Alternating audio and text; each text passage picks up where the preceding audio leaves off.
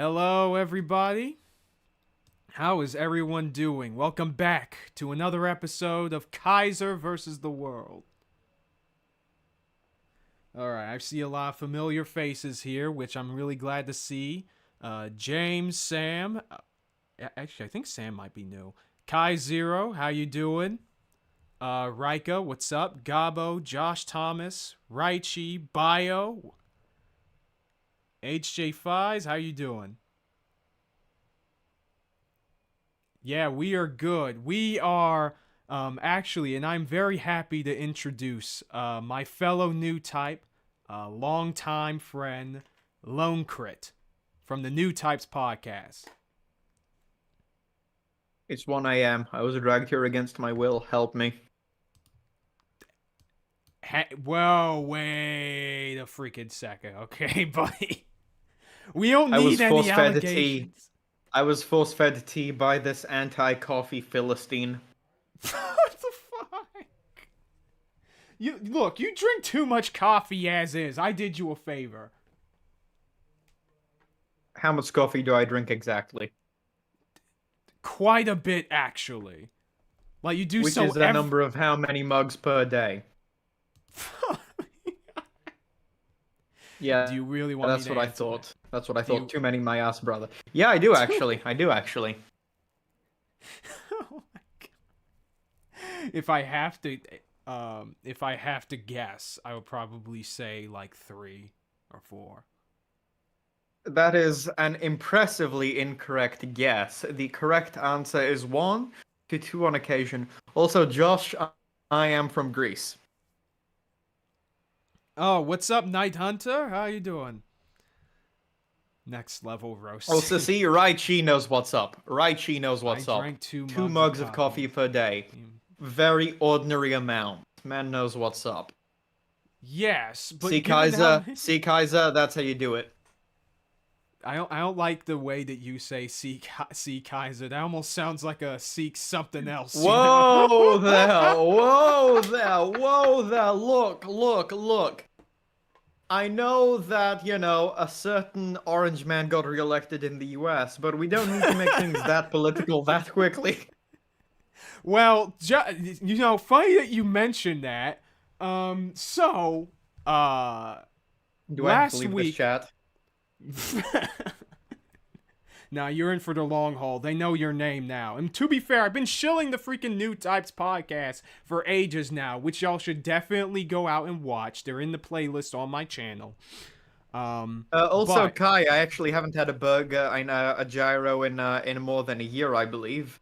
The place I like near my home does them good, but I don't know. My food of choice is a burger with fries, actually. But anyway. Spoken like a wannabe American.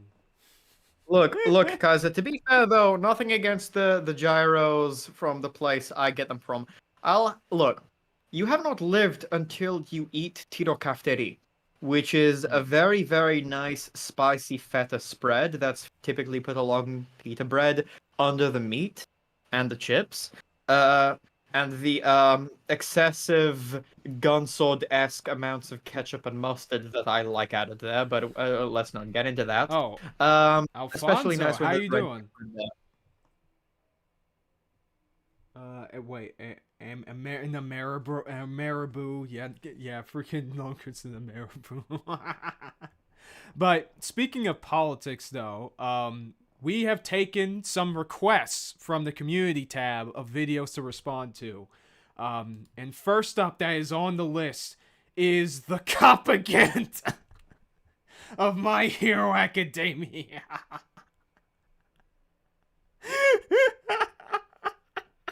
I want to commit already.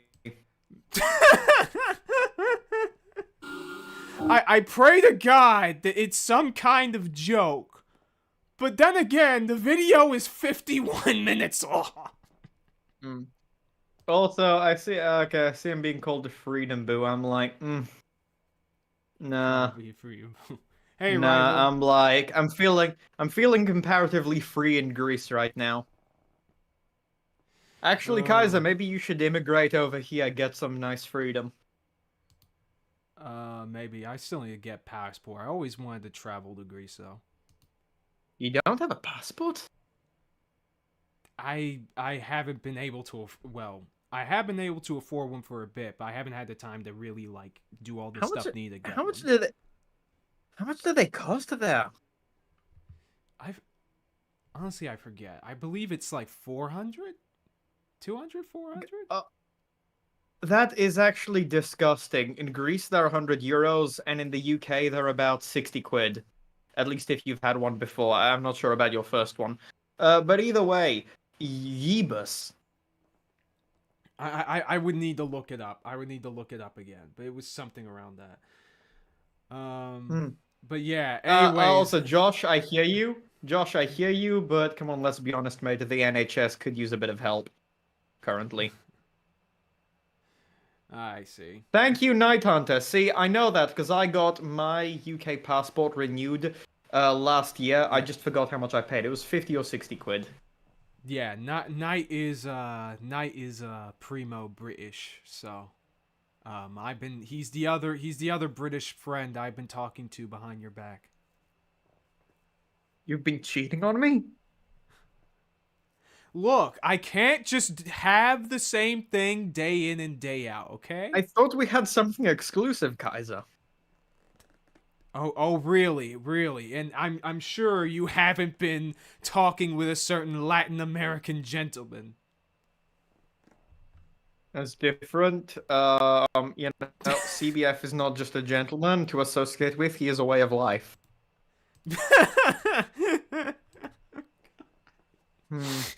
Also, yeah, Night Hunter. The one time I went to the US, it was pretty nice. Albeit that was back in 2010, but still, do recommend. Where'd you go? I forgot where'd you go for that. DC. Oh, gotcha. Yeah, man, it was pretty sweet. I went to Target. I basically had the full American experience.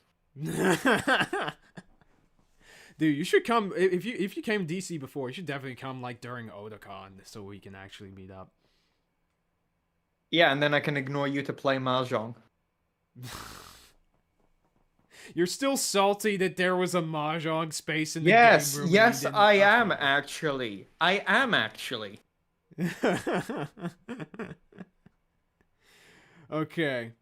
All right. Hi, Daigato. Anyway. Yes, the video you suggested is now going to be watched. So, look at this quote right here. The task is to transform society. Only the people can do that. Not heroes, not celebrities, not stars. The Black Revolutionary Huey Newton.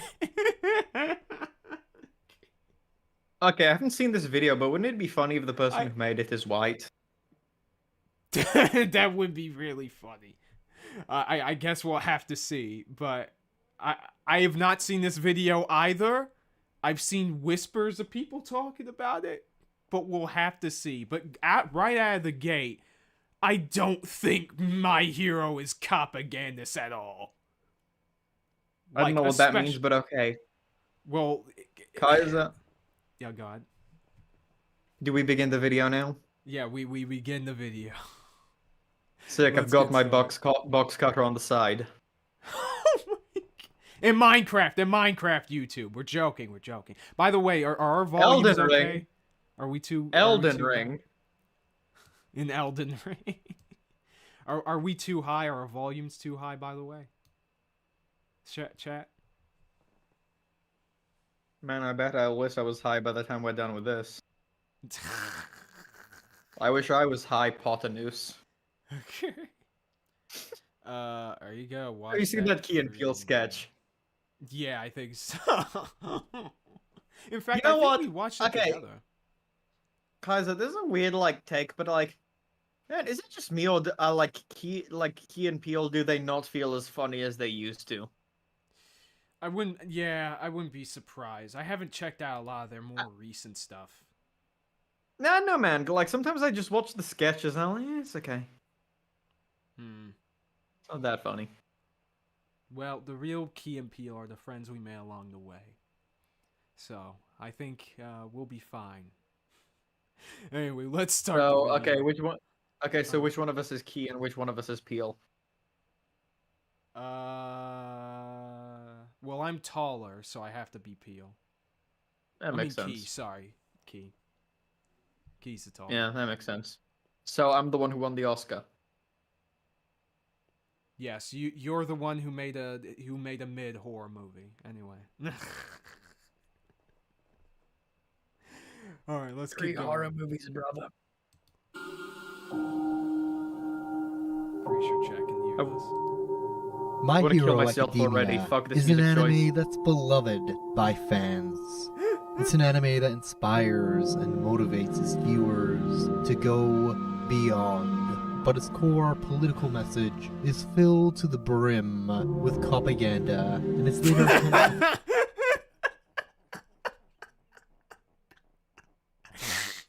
I don't know if I can make it, chat.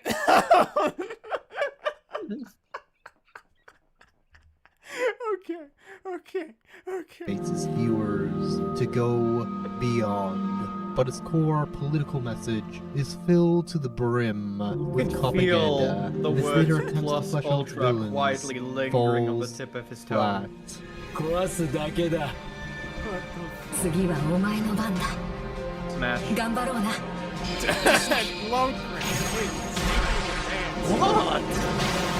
What? Who are thinking it's two? Chat, I do not condone this degeneracy. Also, I guess we have to talk just... You know what, let me pause just briefly, just to make sure copyright, just be extra sure. I know this is already edited, but still. Okay. She.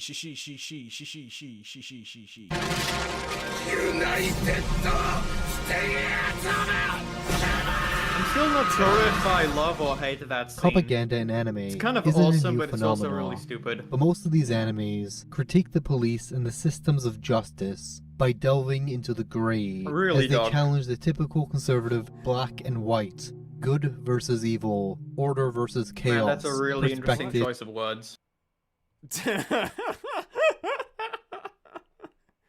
Also, wait a second. Okay, let me actually pay Hey attention. Kaiser, to this. are we obligated to watch this full video? No, not necessarily. I Okay, think depending that's on good. how interesting this gets, we'll probably stop after like the first 10 minutes or 20 minutes. That's Hot good. take. That's good. What's up, Tenno? Hot take. Anyone that used propaganda and run and ever interacted with police in their lives? Like there are. I have ways no in- idea what Oh, I have God. no idea what propaganda is, and I don't want to know either. Well, we'll probably have to learn during this video. Anyways. I don't know. I don't know. I'm surprisingly skilled at being willfully ignorant. Don't underestimate my skills, Kaiser. Mahjong is not the only thing I'm pretty decent at. Fair. And an anime isn't a new phenomenon, but most of these animes critique the police and the systems of justice by delving into the grey as they challenge the typical conservative black and white, good Okay, freaking Death Note. I don't remember Death Note. Well, it did the part of not Light's motivation is that the police are ineffective at their at catching or putting away criminals permanently or dealing the justice, but Yeah, I know, right, Kaiser? It has the bravery to ask what's so right about the wrongs that we allow. shut the fuck up. I know exactly what you're doing. This is not the time. I have no idea. I have no idea what you're talking about. All I'm asking is where is the justice? The audio has a bit of an echo. It might be coming from your mic.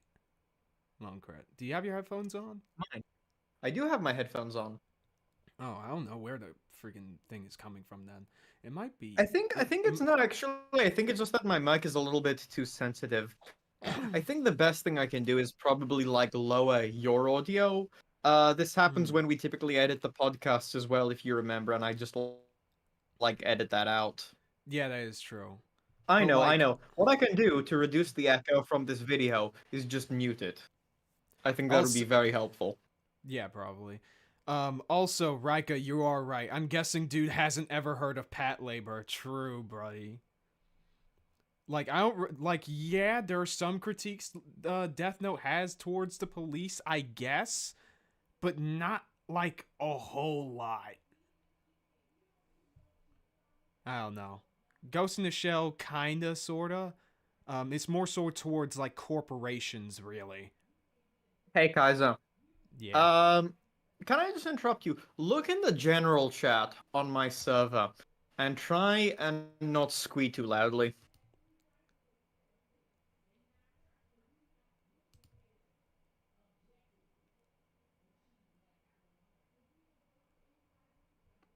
Bruh! Yeah. Yeah. Yeah. Oh my god. No way. Yeah. Yeah, why does I- Captain just regularly drop some bombs? Yeah, dude. Okay, like a friend of ours just like made us incredibly jealous right now. Yeah. Yeah. Mm-hmm.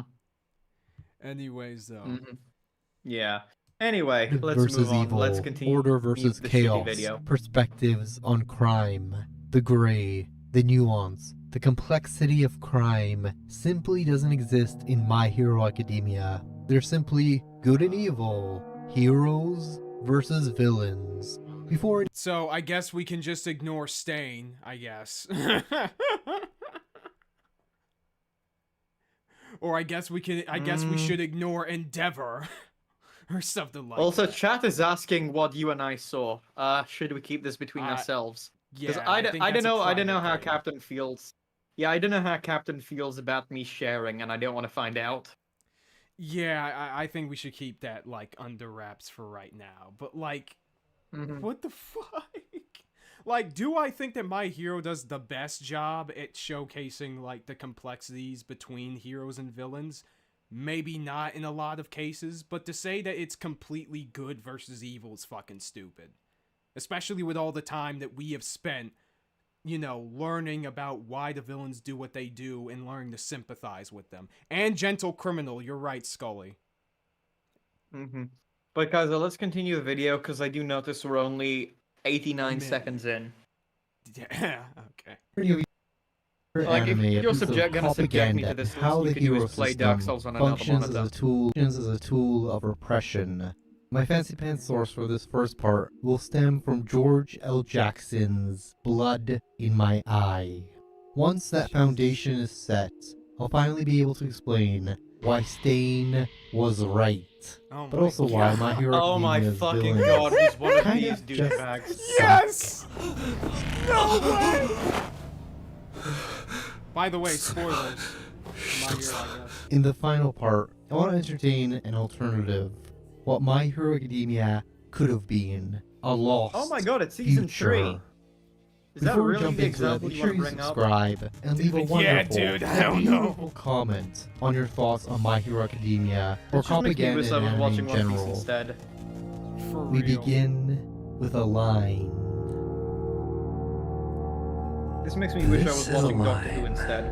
A thin blue line. I guess This it's makes me wish I was Is a watching thin Ron blue Atkinson line. instead.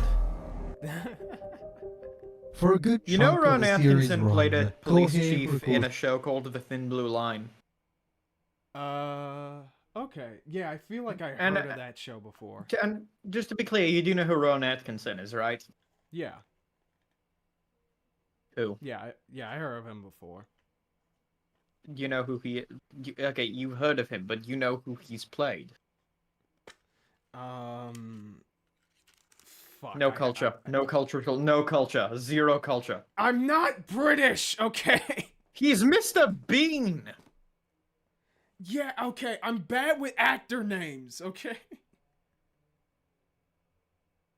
Can you just call this guy this grown-up? Yeah, thank you, Night Hunter and Blackadder. I actually... Hey, Night Hunter. I feel you, man. I am actually English on my father's side. And yes, Blackadder is just one of those things, and it's my favorite thing he's ever done. Specifically, Blackadder goes fourth. For whatever reason, I actually like those seasons in reverse. Fourth, the third, 2, 1. And the New Year special is definitely up there. Damn, mate. I love Yeah. Blackadder the 4th. Okay, cool. Also, you guys, time? No, Stain wasn't right. I mean, yeah, of course, archives. Yeah. Actually, Kaiser, why don't we She- just turn this video off and watch Blackadder instead? I think you need to be culturally educated. Okay, let's get Also- 10 minutes in and we can watch one Blackadder clip. Or a couple of them. Granted, I don't know how copyright will take it. Probably not very well. I think copyright won't like it, but maybe if we talk over it enough, we'll get the pass. Okay. Well, we'll figure it out. Anyway. Did I miss a COPAGANDA video? No, we just started. She demonstrates little sympathy for villains and rather runs That's with the just initial untrue. role of heroes in society, which is to curb chaos by enforcing order.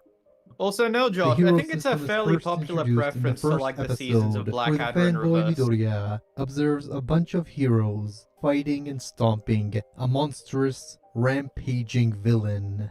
There is no depth here. The villain is simply evil because he's injecting chaos into a civil, orderly society, and thus he must be repressed with force. I mean, yeah, that's part of the subversion. We just got introduced to the story. What the fuck else are they going to show? You Like, don't just- I kind of agree, but I kind of agree, but I also kind of hate the way he says it. Yeah. Because it's like, Doug, it's episode 1. You're saying it like that is all My Hero Academia is destined to be until the end of time. It does try to get more Yeah. complex with its villains later. It's not an insane storytelling strat to start simple and go complex later. Like, Yeah. Attack on Titan starts with the Titans being just monsters and then be like, oh, actually, it's more complicated than that later. No, Lonecrit, that you should be know, in episode 1. Fuck you. Yeah, it's like, oh, come on.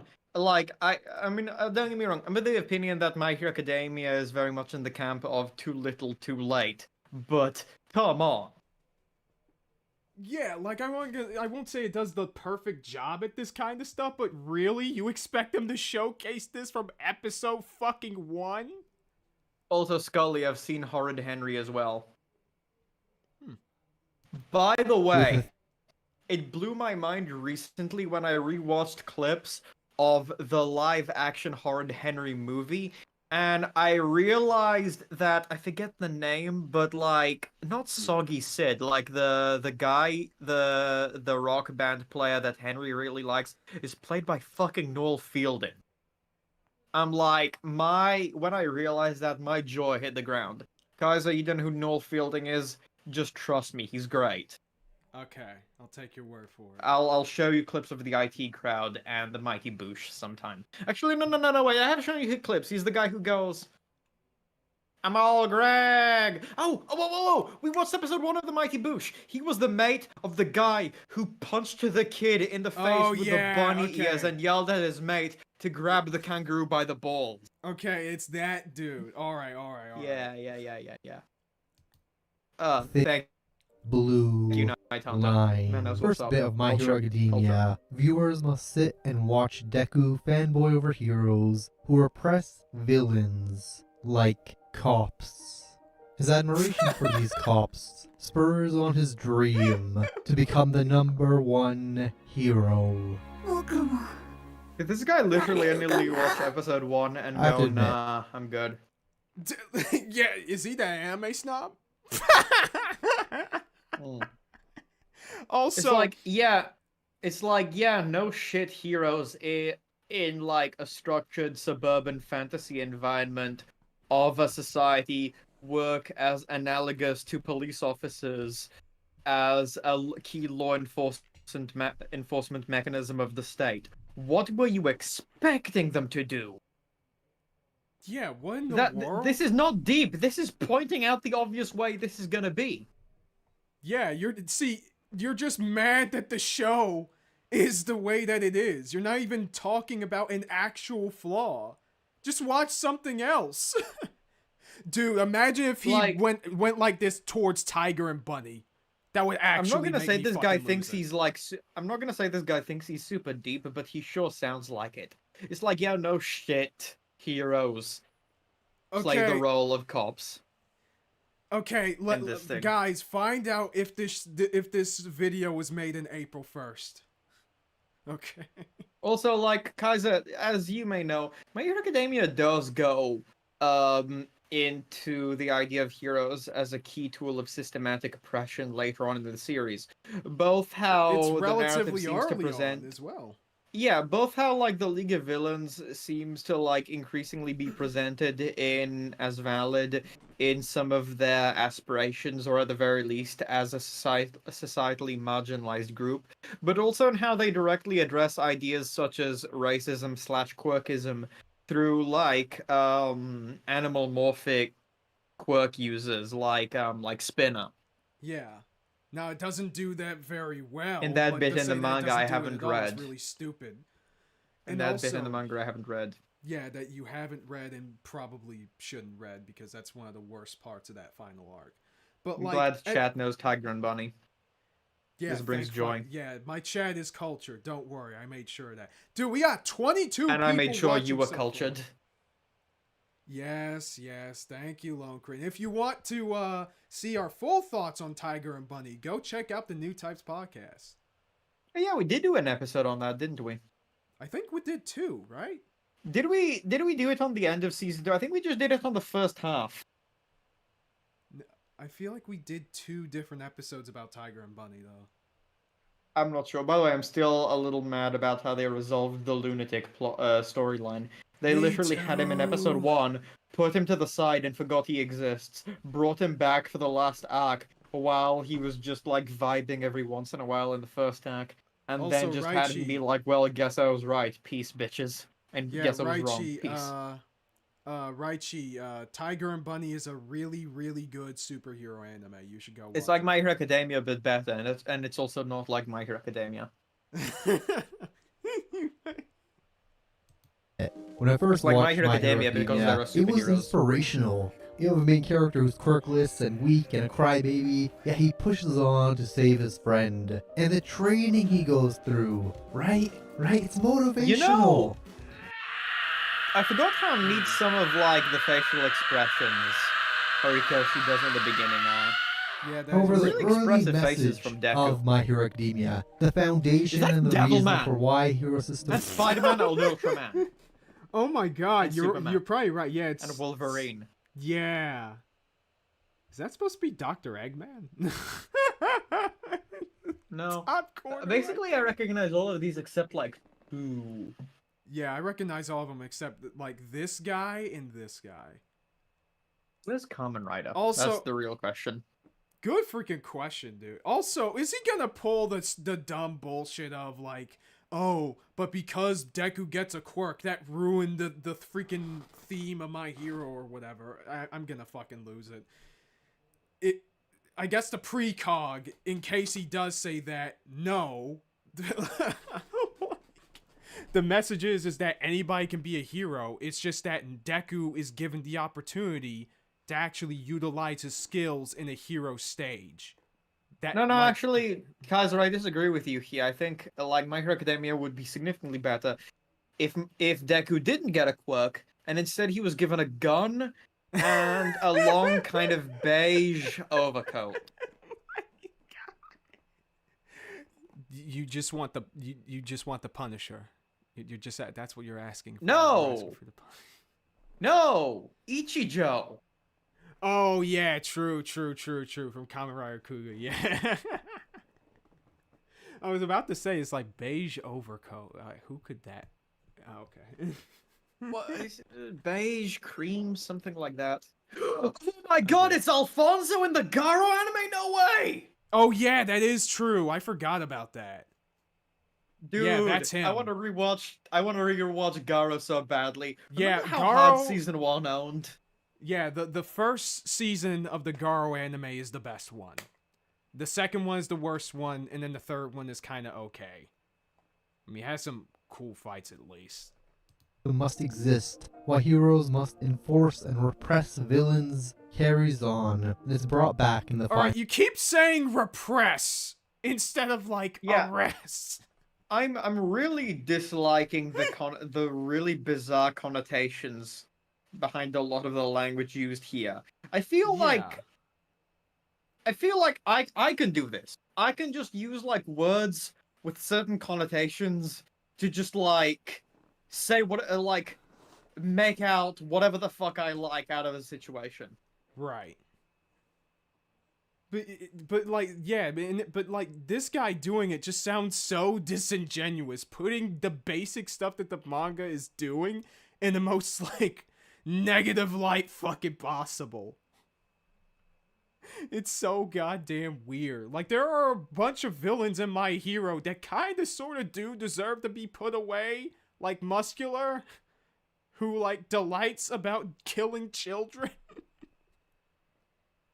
See, Kaiser, that's actually commentary on the failure of the My Hero Academia world to provide adequate mental health care towards individuals with divergent mental disorders.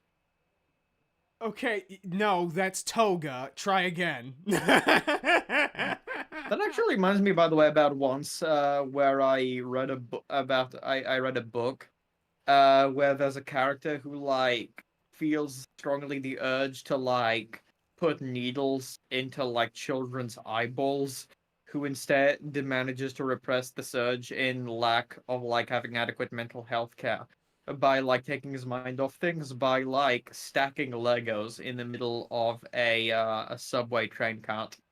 I'm not even joking. The book is called In the Miso Soup. It's a nice read. It's by the guy who did the audition.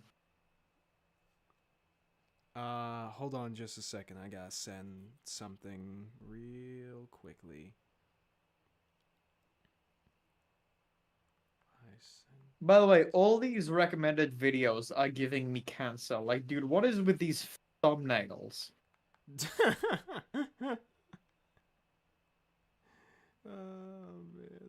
to you soon. Yeah, maybe, you know what? Sometimes judging a book by its cover is okay. Final chapters. Although Hirokoshi midway through injects some complexities into his villains. Also, Horikoshi, yeah, right. And also, what do you mean? Like, at some point? Yeah, he just does it occasionally. He occasionally gives his villains a little dimension when he feels like it, you know? He'll be on the pooper, he'll be like, yo, dog, I had a great idea. I'm gonna write this down on the notepad. Like, Stain came in the second season, dog! What? Also, Am like, I I'm gonna missing get shit for this, but like, I may get shit for this, but like, I still think like Gentle Criminal is the dumbest shit ever. Like, I still cannot believe to this day, like, that the thing that makes Deku go, holy shit, maybe not all villains are bad guys, is like a dude doing the objectively most harmless shit ever. Like, he has the label villain, but he's like literally less dangerous than Johnny Somali or somebody. Yeah, I will say that My Hero could have done a better job at, like, putting those thoughts in Deku's head of maybe either a little bit earlier or through a villain that actually is doing something really, really bad. But you can probably rationalize it by saying, okay, Gentle Criminal is like the first step, and then that will influence how he encounters Shigaraki later. Like, it's not the best play, but it's an understandable one. But fact of the matter is that this dude is just ignoring other examples of Horikoshi doing this. So dumb though, like, I still can't get over that. Like, he goes into stores, and what does he do? Like, goes into convenience stores, steals some shit while recording it off YouTube, and then sends the stuff bad. And Deku looks at that guy and goes, evil. And then it's like, oh shit, maybe this guy's not evil. It's like, he is not the big no bad. shit. It's like, no shit.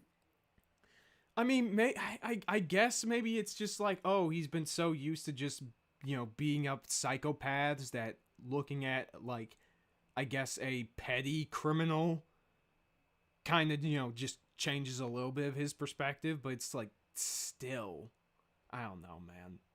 Also, I see chat is telling me to look at the thumbnails. Joke's on you guys. I'm not gonna do that.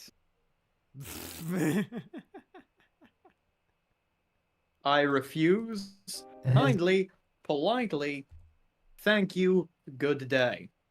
And repress villains carries on and is brought back in the final chapters. Although Hirokoshi midway through injects some complexities into his villains and has Midoriya skew away from All Might's teachings, it all falls short. I mean, All Might never said that all We villains had are bad. overhaul. We had overhaul in the literal previous arc. Yeah. The fuck are you talking about, dude? Like, Overhaul is quite possibly the best character in the first 4 seasons. At least non-main character. Like, actually, how dare.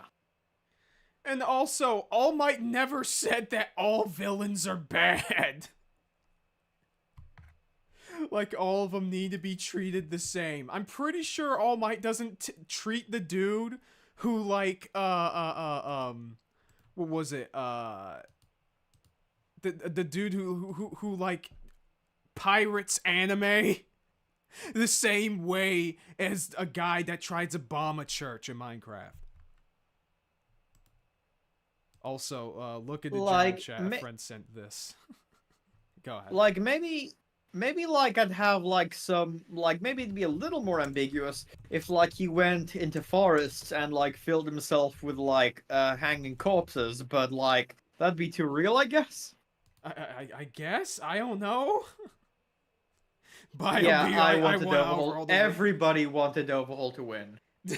he just like he just wanted it harder. He just wanted it harder. Oppressing the villains by stopping them from murdering and terrorizing. Exactly, Kai Zero. I'm glad you understand the point. Because of the thin blue line. Hirokoshi midway through must have realized that for a good chunk of his manga, it was too black and white and simple. But since he started the manga with the introduction of a thin blue line, he could change the course of My Hero Academia or critique. The course got changed in season 2, you fucking dumbass! What are you talking about? He introduced Endeavor! One of the second best hero in the goddamn world, and he's a child beater!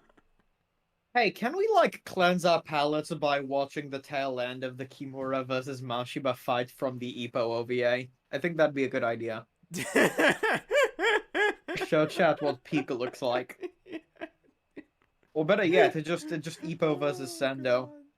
Yeah, Ippo versus Sendo is freaking peak shonen fights, to be honest. It may actually be my favorite fight in that series. It's insane. More likely, it's definitely the best. Kaiser, can we just like do 5 more minutes and call it like a video? Because this is insufferable. No, like I said, we're going to be like 10 minutes into the video. Okay, I'll do it if you do it. Okay, fine. The system. What am I even talking about? Good question. Yeah, what are you talking about? The justification for the existence of heroes in society is that without these enforcers of the law, society would fall into utter chaos. Well, given the fact that before the story began, there was like 100+ years of people with metahuman abilities just wreaking havoc and everything being Mad Max with superpowers, I think that's a pretty damn good assumption. The really sad thing is that early My Hero Academia universe looked like Akira, and it makes me just wish we were watching that instead. But okay, Kaiser, we're pausing too much. Like, let's at least watch like a minute and a half straight. Let him cook. Sure. Let him cook. You know what? Let's let his stupidity cook. You're right. Yeah, let him cook and then let for nobody the existence of heroes in society is that without these enforcers of the law, society would fall into utter chaos. All Might in the second episode introduces his philosophy that there needs to be a symbol of peace to deter villains from causing chaos, and he pulls a random ass crime statistic right out of his ass.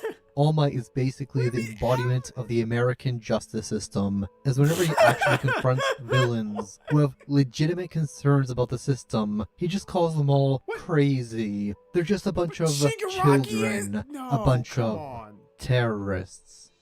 Thus, Hirokoshi continues to thread a narrative based off a thin, blue line, stressing that with a weakening symbol of peace, Midoriya is next. Deku, this little child, must carry the burden of becoming the next symbol of peace, who must reassert order to a chaotic world by defeating the big bad one for all. And he never questions things for a large chunk of the series. He just rolls with All Might's philosophy. And this is mostly because Deku grew up literally worshipping All Might like God. I bet Midoriya prayed at All Might's statue every single day. Although there are glimpses of the gray, the main antagonist, One for All, stresses the series' binary take on justice. One for All is comically evil. He is referred to as the Demon Lord, he steals other people's quirks because he wants to be the ruler of a chaotic world? Nonsense! See, the system isn't the problem. No, it's just this one evil dude, and once Midoriya takes him out, the world is saved. Later seasons.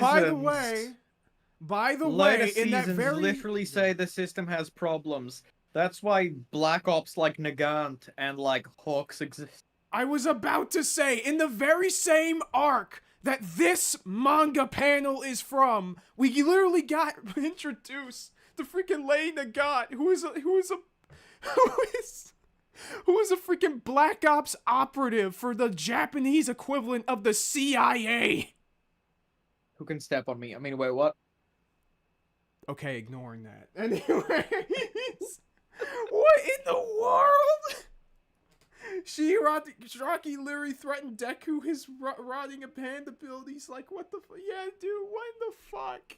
We get introduced to so many other villains that have reasons for doing what they do. Like, we have a looking at literal arc Shigaraki's just seeing character their design. perspective. Having said that, though, looking at Shigaraki's design and what he does all day, I think the real crime is bringing that hand anywhere near Deku. I mean, that is true. Chaotic world? See, the system isn't the problem. No, it's just this one evil dude, and once Midoriya takes him out, the world is saved. Literally Justice untrue because prevailed. there are other Faith villains, in but heroes will be restored. Also, when Oh, when sorry. did My Hero Academia ever make this claim? Yeah, what the fuck? Literally, the whole thing. As far is as we that... knew in the beginning, of the beginning of the show, Homie wasn't even alive. Exactly, bro. Like, there are so many things that have nothing to do with All for One. Stain's villainy has nothing to do with All for One. Overhaul has nothing to do with All for One. Gentle had nothing to do with Redestro. Oh my god. Actually, What? Overhaul's existence was all according to All for One's Keikaku. Oh, answer. Cancer yourself. Like, dude, what in the fuck? My Let's largest keep grip going. Let's power with through. My Hero Academia is that it totally erases the suffering of the victims of the justice system. Villains are Literally, just tossed no! into Tartarus, which is this liberal, bullshit, cleaned up depiction of prisons. My Hero Academia whitewashes the violence of the police.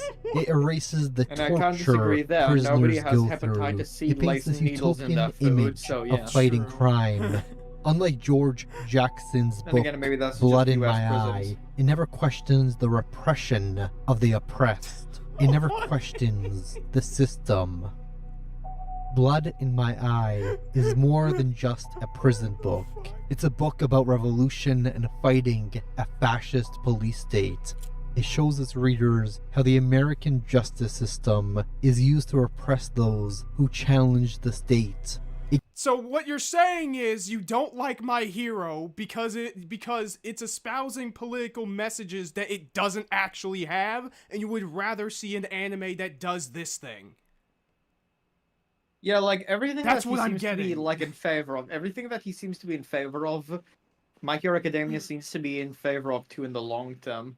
Yeah, it is. Even in the short term. Like, literally, again, Stain is in the second fucking season and he criticizes heroes.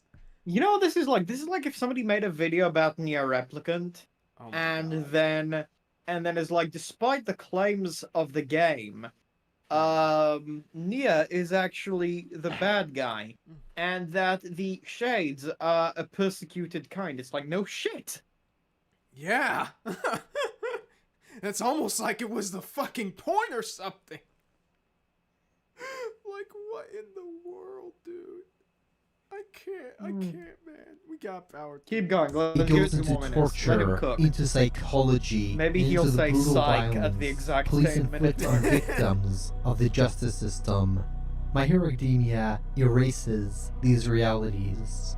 It shows glimpses of KKK-like racist citizens who hunt down people who have inhuman quirks. I But will do the say heroes that ever is sweep really in there dumb. and protect them from the KKK-like mob? We don't know. The resistance against this racism and discrimination is further condemned by the hero students.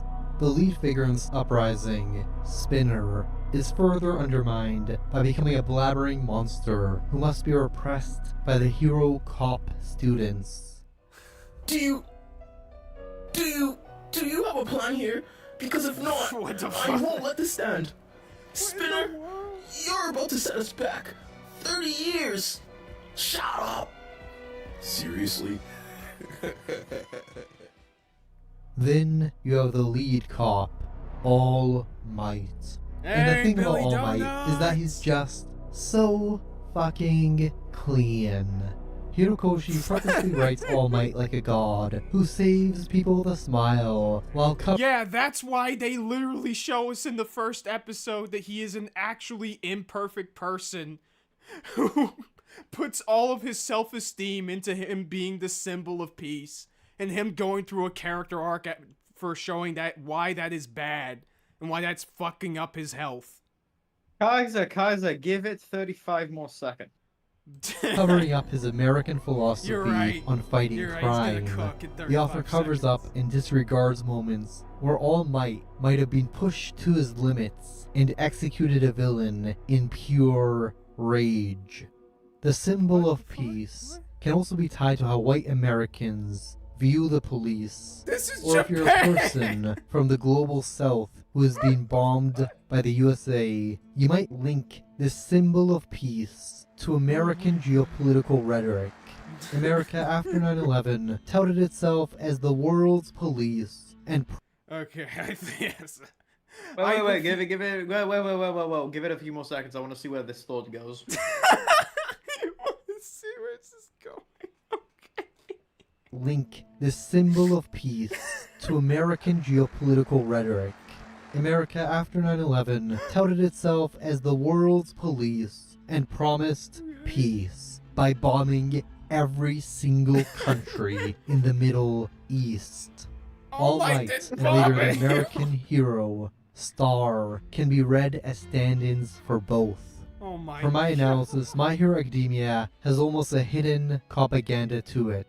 One can read it as a story about a boy who wants to become the #1 hero. But underneath that innocent story, there's a story that pushes its readers to not question heroes or authority. You just got Literally no. You know, I I will think- say I I'm think actually we're- unironically impressed. Okay, I'm unironically impressed. Like, to this guy's credit, he does seem to have done quite a bit of research and to have pointed and to have made some, like, very astute parallels between real world, like, geopolitical and, like, how do I say this, regional political phenomena and things that go on in the series. It's just a shame that he does it in the most inbred way possible. Yeah. I was gonna say it's impressive how he manages to just suck himself off with every single sentence. That's honestly impressive. Like, he manages to be really, like, well researched and astute in some ways, while also incredibly wrong. Yeah.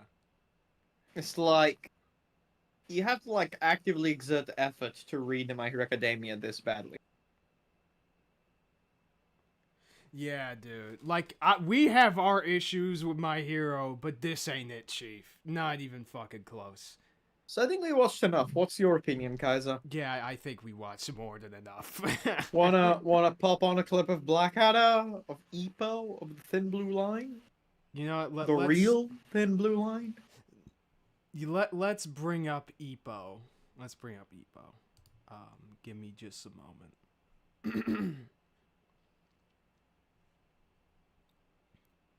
What the hell? I want you sorry.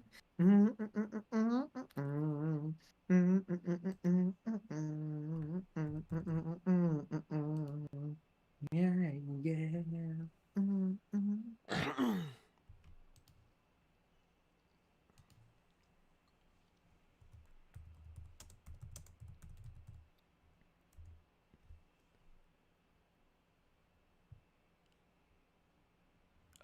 I want to get the Retro Crush clip of like the final part of that. Yeah, chat wants Blackadder.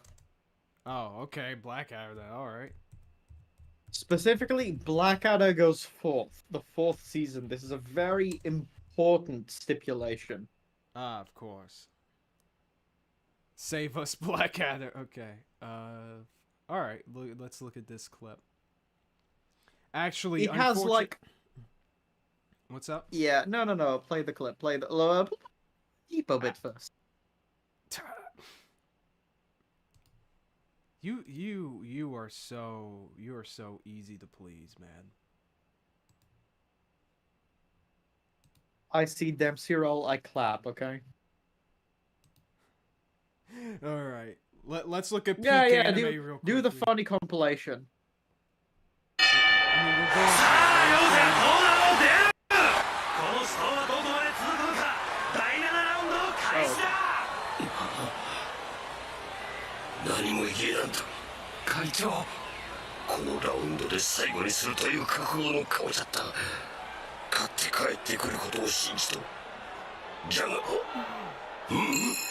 This is such a great Madhouse Cook. Are you like gonna show this all together? Oh fuck! Sorry, my bad. I keep forgetting that I have to put these things and watch together, or else you won't see them. Okay.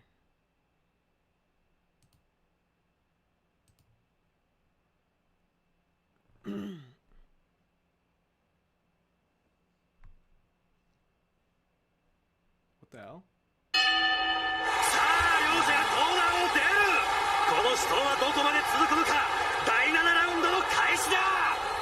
It can't be played on watch together.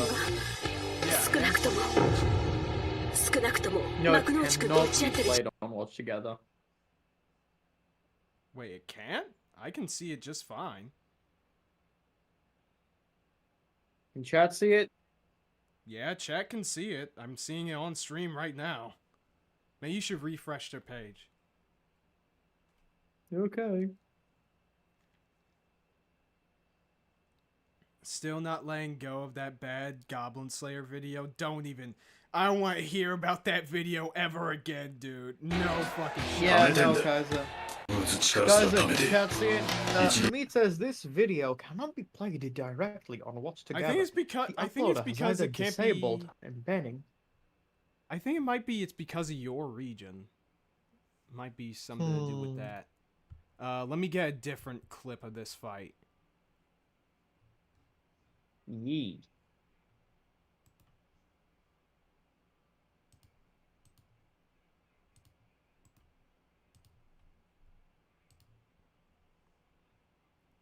Alright, can you see this one? This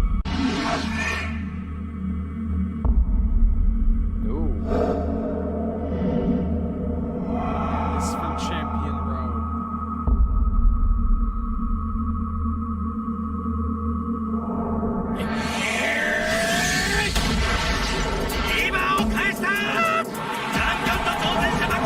But you can see this, right?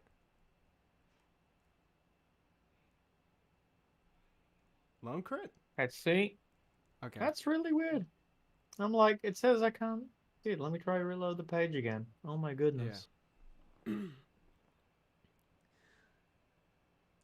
Lonecrit has been rain blocked? I mean, probably. I don't know. Back on propaganda again. I'm very dusty.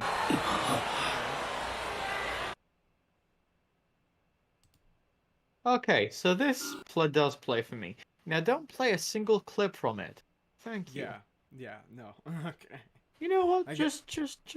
We'll have to get Blackadder then. Let's just forget Blackadder. Yeah. So Blackadder goes forth. Compilation. Yes. I don't know if there is one, but best of Blackadder goes forth. Okay, sure. Also, yeah, Kai, recently I got Kaiser to read some of the manga. He was like, after the anime, he's like, oh yeah, I'm just gonna read a bit. He read 200 chapters in 2 or 3 days. I'm like, that yeah, is not fair. a bit. That is not fair. How is it okay, not fair? the manga what way is it not chapters fair? are the manga. Most of the manga chapters are pretty damn short. It was easy to binge. Right or wrong.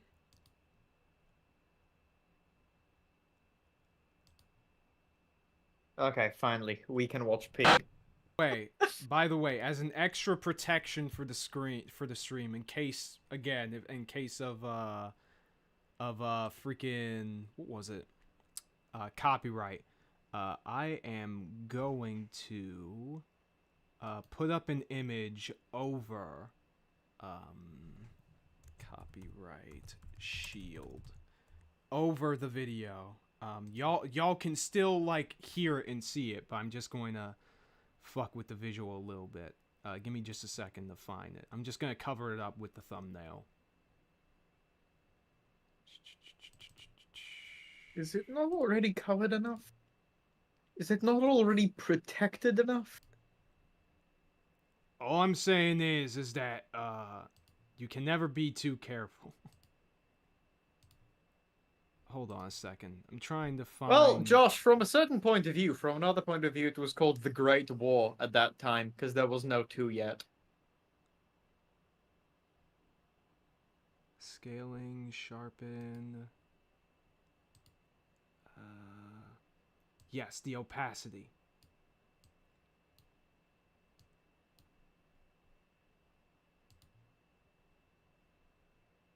Okay, this isn't working. Well, we tried. We tried, people. Yeah, but you're still gonna, like, play the clip, right? Yeah, I'm gonna play the clip. Fuck it, we ball. We're gonna ball. I mean, so you don't have to. Na na na na na na na na na. Wait, do I think I have that in my soundboard on Discord. Hold on a sec. Oh! Yeah, here it is. Did y'all hear it, chat? I don't know if they. I heard it, and I feel I just unleashed Pandora's box. I swear. I'm not sure if chat can hear it or not. Chat can at the very least see Blackadder, and that's what matters. Okay.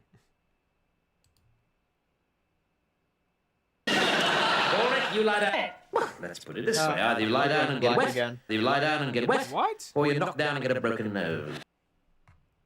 How in the fuck? Okay, they didn't, okay, so I guess they did. Oh, they did hear it. Okay. Yeah, I don't know why the screen. Okay, now the screen's not black anymore. I know him because he didn't make it across the pond, but just trust me on this. This Okay. is Stephen Fry, and he is brilliant. Oh, I've heard of Stephen Fry. Well, maybe Okay, I'm as thinking you of a different should. Fry. I don't know. I feel like he Well, was you better in mean the something right- in America. You better mean the right one, or else I'm gonna fry you, mate. You know, speaking of that, Kaiser just said, "I did not know that this stream became a British stream."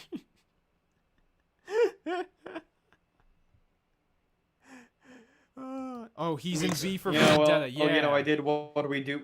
Well, you know, I did what we do best and imperialized. Fair enough.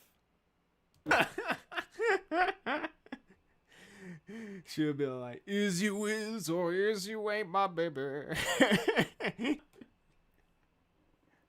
they would just they would make this a surprise Pikachu face just forever.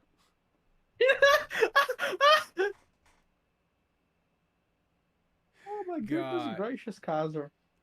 Okay, I think this is enough of a palate cleanser. I think that's enough. Let's watch the stupid Frieren video. The stupid Tanjiro video. Yeah, the next one is next on the list. Frieren is boring and I don't get it. By I believe his name is the pseudo intellectual. At least he's being honest. You know, at least this guy is being pretty honest. For all we know, this might be a meme video. And yeah, chat needs to know your thoughts about the show. I mean, you've only made 2 videos about it. Oh yeah, totally. I mean, to be fair, he might throw in something interesting about it, you know? Anime, 1 or 2 shows will become popular beyond expectations. Set series will fall into one of either 2 types for me. For one, it could be a show that's genuinely so freaking good that even a miserable contrarian like myself can't deny how great it is. Any show that I'm sorry, what? Legitimately a great anime. I haven't seen all of the remake of Kenshin. You're telling me that show stood out to you? Have you ever even watched the original? You know, he probably hasn't. He sounds like a teenager. Never mind. Anyway. For one, it could be a show that's genuinely so freaking good that even a miserable contrarian like myself can't deny how great it is. Any show that manages to accomplish this is legitimately a great anime that absolutely deserves its popularity, like Jujutsu Kaisen and Vinland Saga. And then we have Frieren standing on the other side of the spectrum, where her show falls under the category of overrated dog shit. Undeniable masterpiece that I'm clearly just too much of a tourist to understand, even though I've been watching anime since I was a kid. Look, I'm not gonna sugarcoat it, there are quite— Right, so why in the fuck is the remake of Kenshin sticking out to you? That's a long time over which to not develop any taste. Yeah, for real. Undeniable masterpiece that I'm clearly just too much of a tourist to understand, even though I've been watching anime since I was a kid. Look, I'm not gonna sugarcoat it, there are quite a good number of shows that I enjoyed this year, like Zone 100, Hell's Paradise, Mashley, and Nier Automata. Even shows that I wasn't particularly fond of, like Oshinoko and Spy X Family, were still quite impressive in their own right. Sure, I didn't exactly like either of them, but they had legitimate— you know, I'll give it to him. Oshinoko was impressively funny. Okay. I think I haven't even seen past, like, the first episode of it. You know, from what I heard, I probably shouldn't. All these I made it understandable as to why they became so popular within the community, whether it be for the occasional clever joke or insanely high production value. But So, you can understand why Oshinoko is popular, but not Frieren. How the fuck does that work? Oshinoko is popular for the same reason the incest tab on Pornhub is. Oh my god!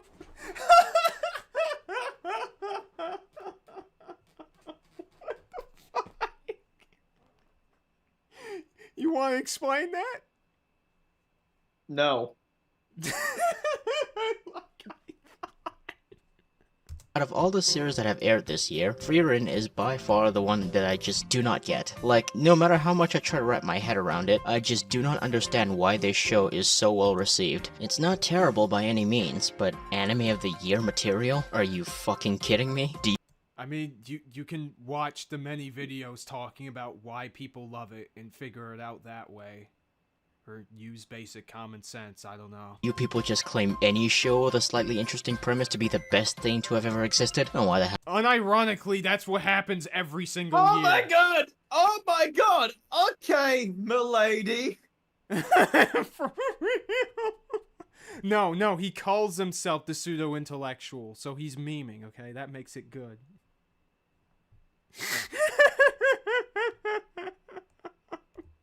terrible by any means, but Anime of the Year material? Are you fucking kidding me? Do you people just claim any show with a slightly interesting premise to be the best thing to have ever existed? Oh, why the hell am I asking? Of course you fucking do.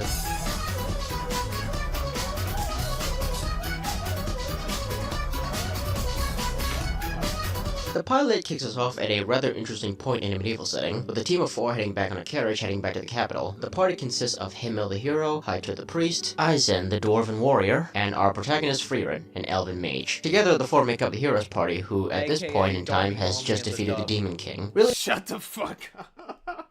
You know I'm right. You know I'm right. Oh my god, dude.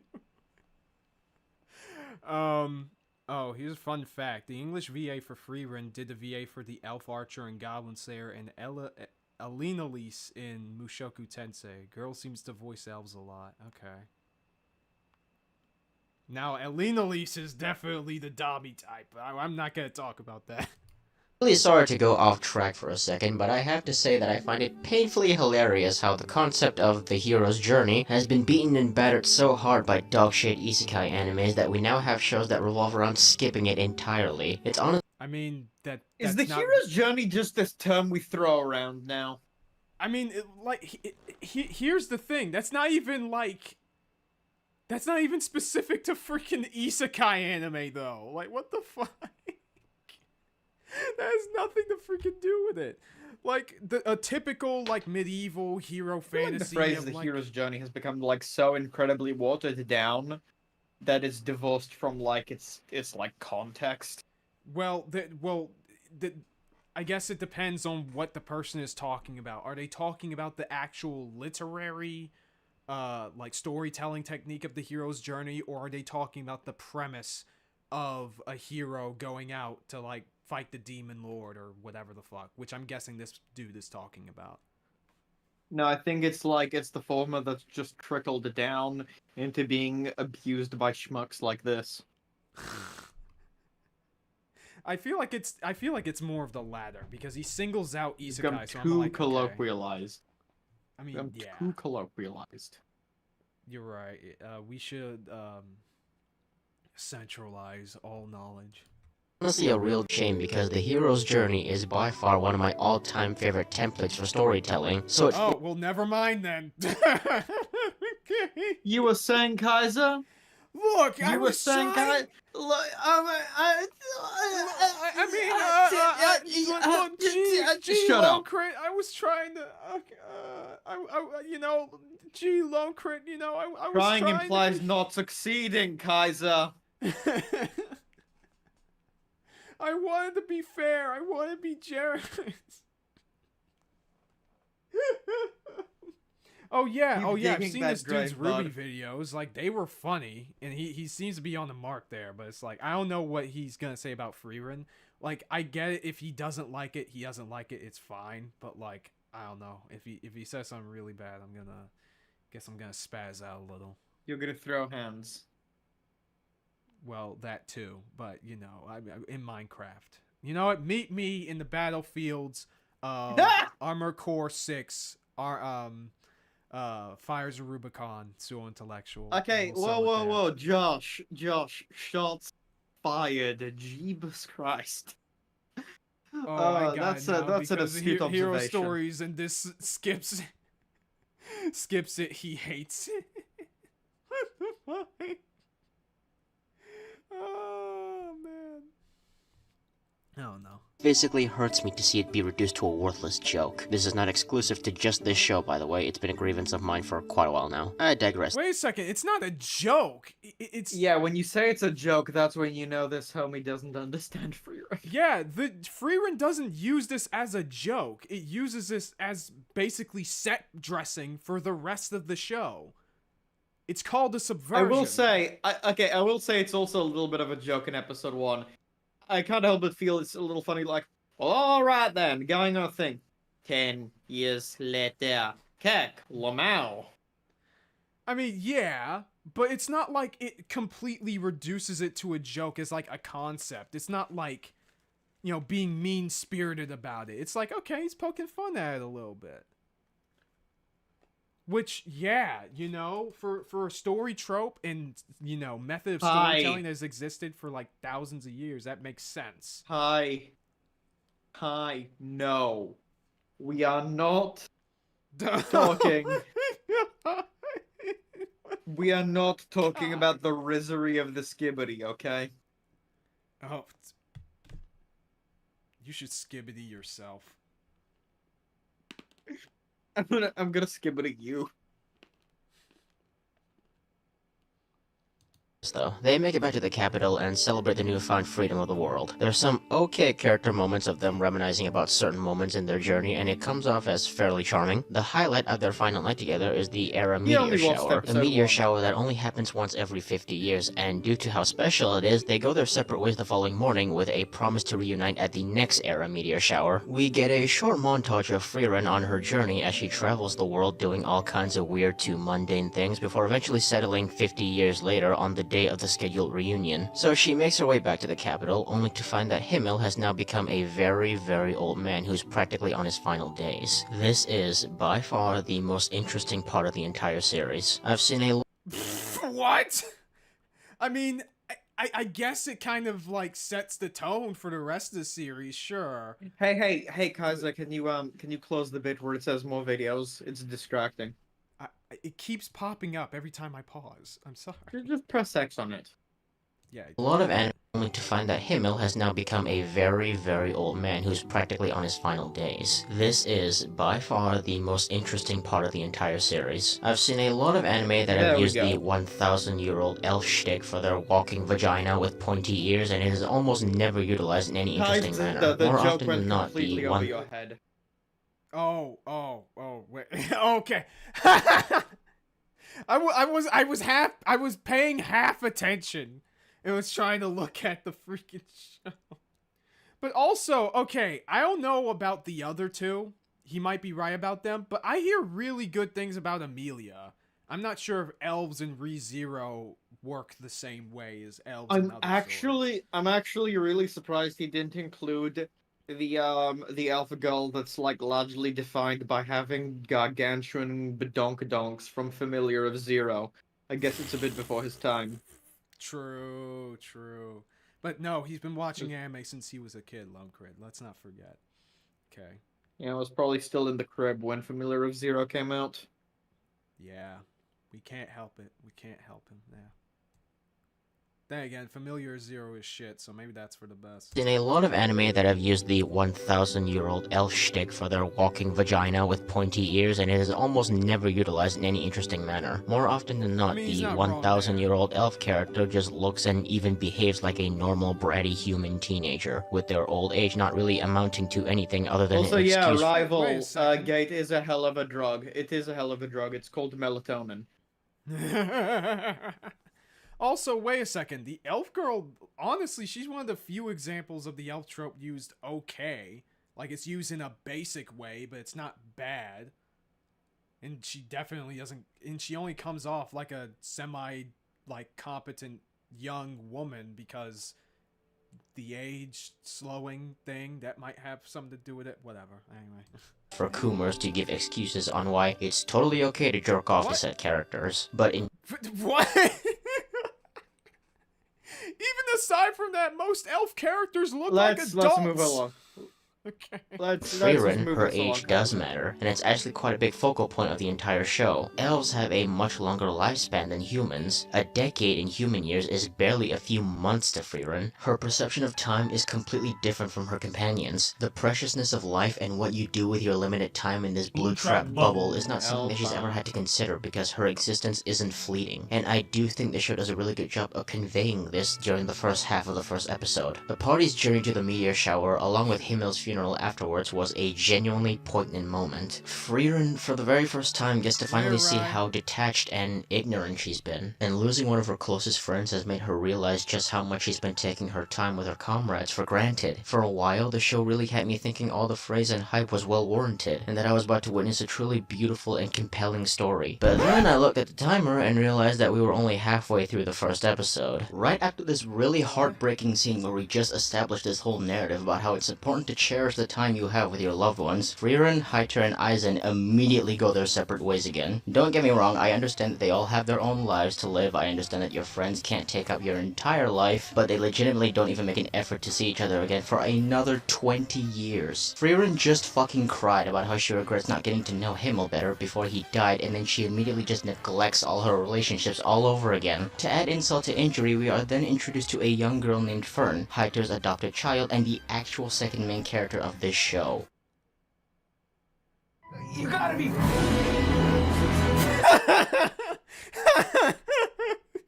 Dude is so friggin' mad, dude. So you understand why they separated, and yet you're so mad about it. Gee, it's almost like the rest of the show is going to be about Frieren understanding.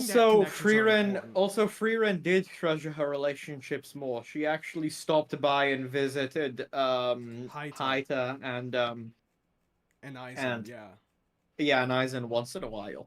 Yeah. Like, the only reason Frieren met Fern is because Frieren Himmel's was death on her way. changed her attitude towards the remaining living people. Yeah, and she actually visited Heiter. Yeah, she was trying to visit Heiter around there, and that's how she encountered Fern, right? Because, like, I'm pretty sure Frieren heard rumors that Heiter was staying at that cabin. That's why she went there. So either this dude didn't pay attention, or he's lying. But this is a pretty funny Invincible joke. I'm not gonna lie there. Yeah, you're just gonna, like, casually skibbity it for your next video. Anyway, that's it for this episode of Kaiser versus the World, guys. See y'all later. God fucking damn it. Why? Why, you want me to use the gift? fucking what? We literally have Eisen and Heiter himself, two infinitely more interesting characters who have actual history with Frieren. Himmel. I'm gonna kill myself. What? Like, don't get me wrong, I like their characters, but Fern isn't bad either. Like, what are you talking about? No, but, like, she's not stark. I mean, that is also true. Who she also meets later. So it's like, what? You're saying that the show is contradicting itself when it's not. I should let chat know I'm negatively predisposed against this guy because the Frieren anime is in my top 10 favorites. I mean, yeah, obviously we're kind of a little bit biased towards the show, but I feel like our actual arguments are reasonable so far. Dude, I could watch Frieren all fucking day. We all could. I need to finish the manga. Myself. Anyway, so. Because I shouldn't get distracted by the Ippo manga for too long. Anyway. It's called Occupied and positively engaged, Kaiser. Okay, whatever you say. Rival. Nice. Nice. What did he say? He said, "Hey, Vsauce, Michael here. I've decided I don't think this man has watched Frieren." Yeah. Also, Fern is very interesting as a character. I mean, that'd just take up too much time to explain that. But, like, part of what makes her interesting is that she grows to have history with Frieren. And so her interactions are very different from how other people interact with her. But no, I guess he just didn't catch that part. I don't know. We literally have Eisen and Heiter himself, two infinitely more interesting characters who have actual history with Frieren. Himmel was Frieren's closest friend even among those in the heroes party, and she still admits that she barely knew anything about him. Therefore, why doesn't the show focus on her relationship with her other two closest friends? You know, start having her make the most of the remaining time she has with them, so she isn't left with any more regrets. But no, that would have been something. What do you mean? She literally stuck around for like the rest of the episode with Heiter until he died. Oh yeah, didn't she spend like 5 years with him? Yes. And buried him. Yes. And adopted his kid. Yeah, that he made her promise as like a dying wish. What the fuck are you talking about? And she got to say goodbye when he passed away, and that's why she wasn't nearly as broken up as Himmel. Well, one of the reasons. Yeah. Yeah, one of the reasons, you know. I mean, and also we get flashbacks later on about their relationship throughout the series. Also, anyway. erotics, very cool. Make sure to romance Tifa. We're romancing Tifa, right? We're romancing. Right. Oh my god. But yeah, see erotics. By the way, Aerith, the voice actress for Aerith, in English, just won an award. For very cool. For acting, apparently. Yeah, it was pretty cool. I think somebody. Yeah, no, I thought the performance was really good. I played the game actually. The game dubbed. I could have met. Oh, maybe I went to the sub. I could have met her. I think I went sub. Part of me wishes I got to meet her this year in Otakon, because almost all of the freaking Final Fantasy VII VAs were there.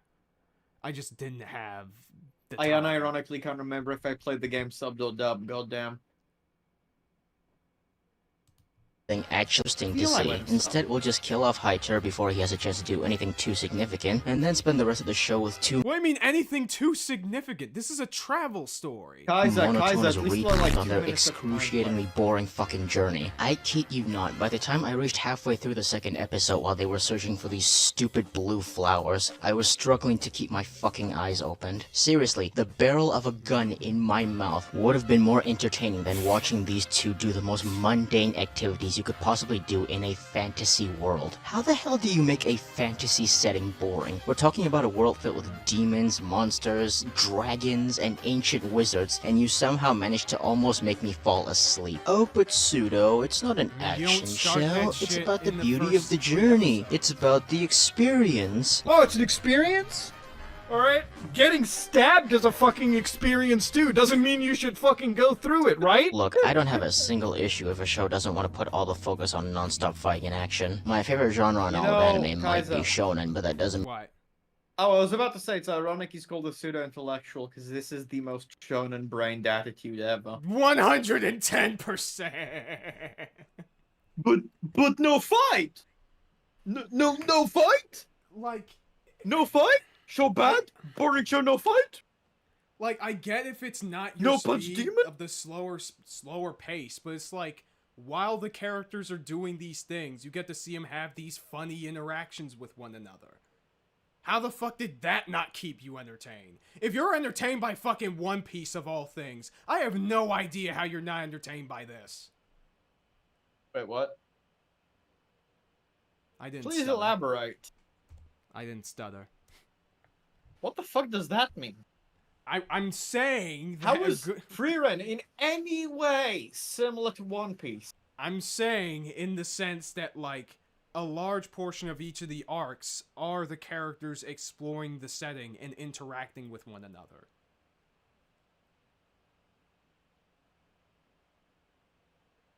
See, you're right, but you're also wrong.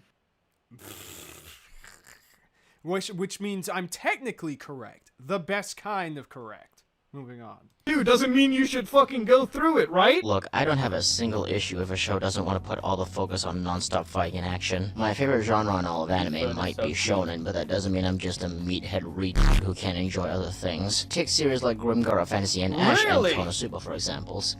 Okay, but they're not nearly as slow-paced as Frieren is. Yeah, well, I don't know. Compared Frieren to Konosuba, I'm like, ugh. Yeah, SMH. bro, what the fuck? By the way, Konosuba is one of my favorite, like, comedy anime ever. But, like, this is not a fair comparison. Clearly. Also regarding the claim of not being some shonen brained, so I'm like, you're not disproving the theory. Yeah. Oh, man.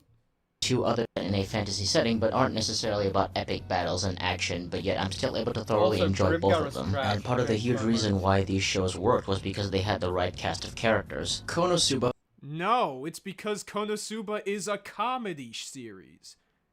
It's Grimgar focused on being boring and bland. Yeah, barely anyone likes Grimgar. Like I haven't seen it. Look, To be fair, I'll give it maybe a little bit of credit. Well, then stop. Stop. And let me talk, because I've seen it. Go ahead. It's got some strong stuff. It's got some strong plot points and things it does, but man, the characters are like pretty bland, and it doesn't do very much. Oh, maybe it's like it more if I rewatched it. Who's to say? Dude, maybe you and this guy should be in the boxing ring over Grimgar. Let's continue the video. Okay. Let's continue. We're focused on making fun of well-known tropes and cliches that we've all come to know, as well as the overall absurdity of fantasy worlds in general. Together, it uses these aspects to make a very comedic show with jokes that wouldn't hit nearly as hard if the protagonist Kazuma and his party members weren't written to be as over-the-top as they were. Rather than making them realistic Why or are we complex comparing and Frieren to a gag comedy? Exactly, dog. Like, dude, this is like comparing. Oh my god, this is like comparing Hunter x Hunter to Orphan, to Sorcerer Stabber Orphan.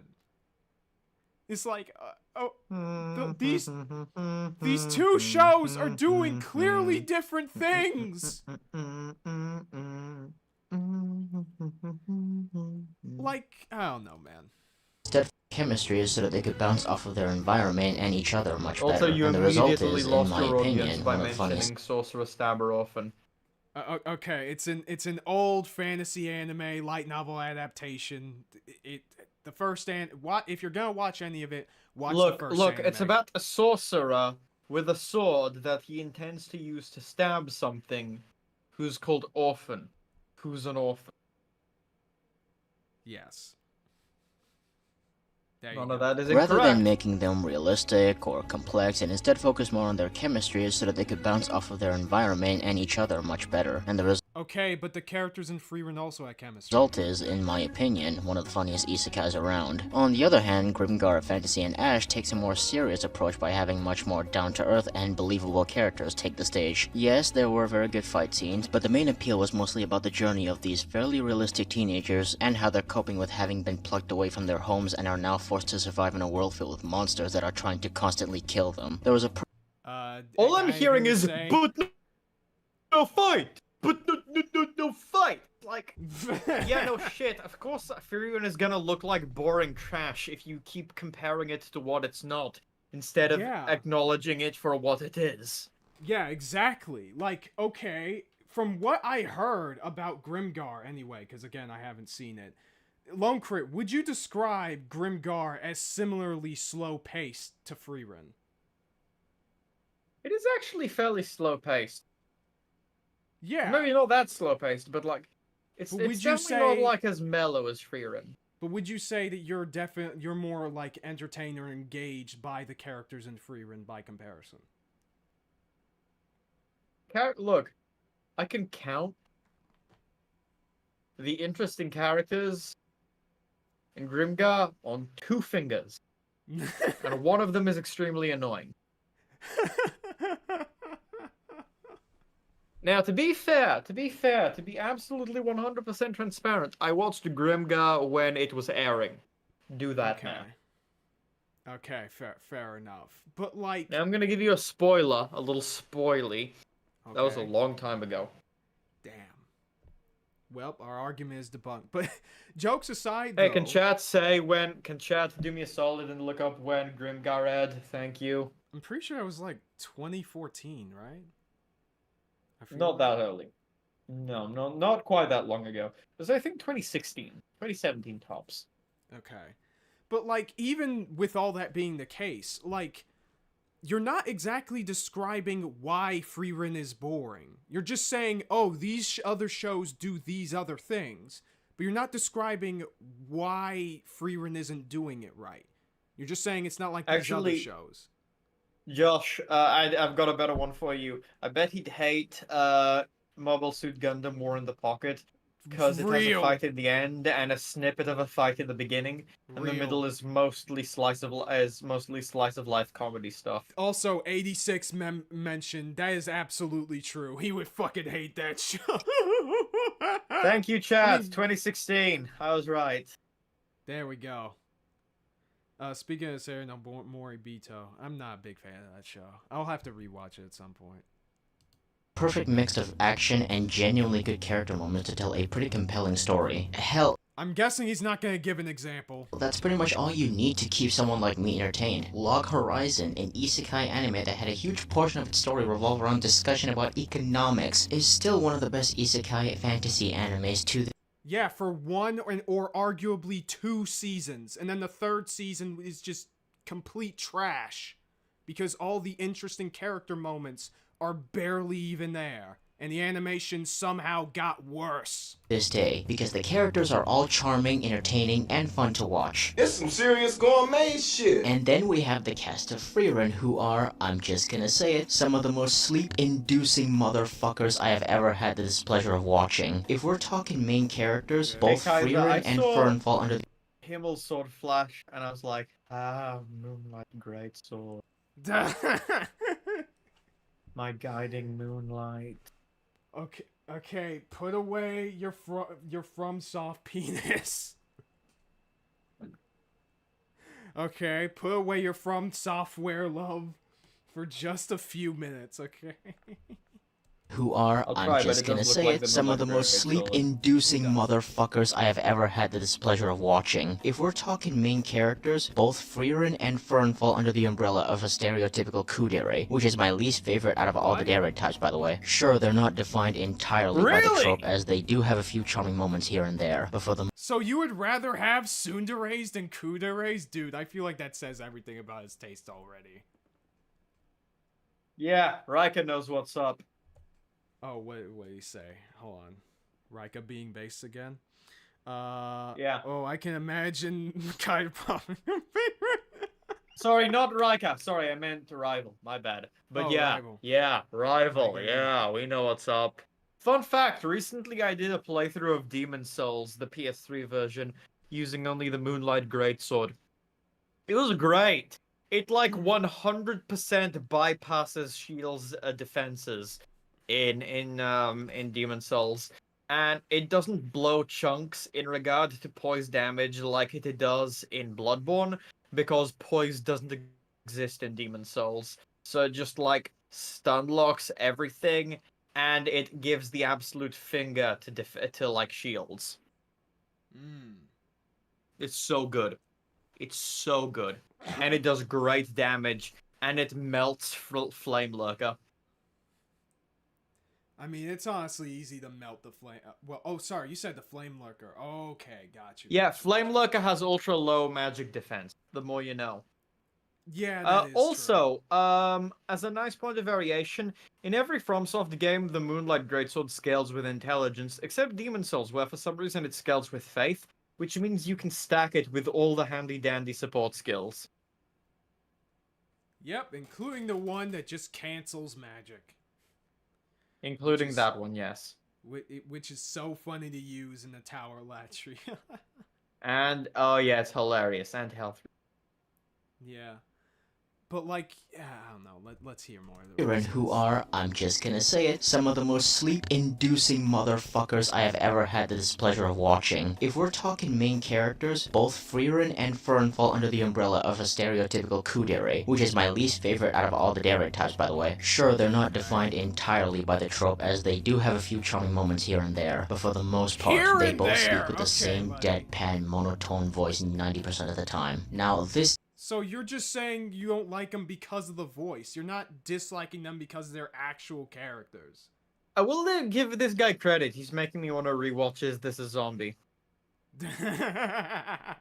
Funny he show. makes me want to rewatch Haruhi.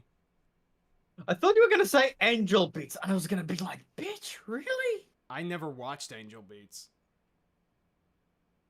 Take it or leave it. Okay.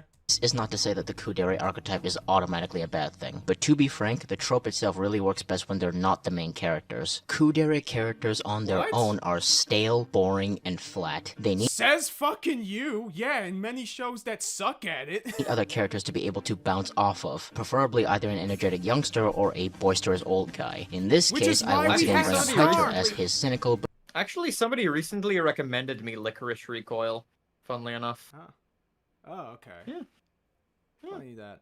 But like, yeah, like the thing about Frieren is that she has other aspects to her character outside of the kudere trope.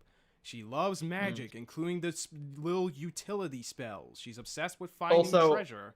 She has rival, all these different connections with other people throughout the world. It's like, what? Also, rival, small confession, I actually don't really care for the Moonlight Greatsword and Bloodborne. My main issue with it is I don't like the transformation combos. It's really bullshit how many enemies resist arcane damage in the late game. And also, unlike almost, even though it looks like a strength weapon, it doesn't stun lock mid-sized foes, unlike, say, Ludwig's Holy Blade or the Wilking Saw, which is really, really annoying. Okay. And I'm guessing there isn't like a ring to make enemies stagger like it is with, Nope. Ah, that sucks. Nope. No, the Bloodborne isn't like that. To be clear, it's cool, but man, you just gotta accept some of their limitations. At least it's not bullshit like Dark Souls 1, though, where you can only pop a move off so many times before your weapon breaks. Yeah, okay.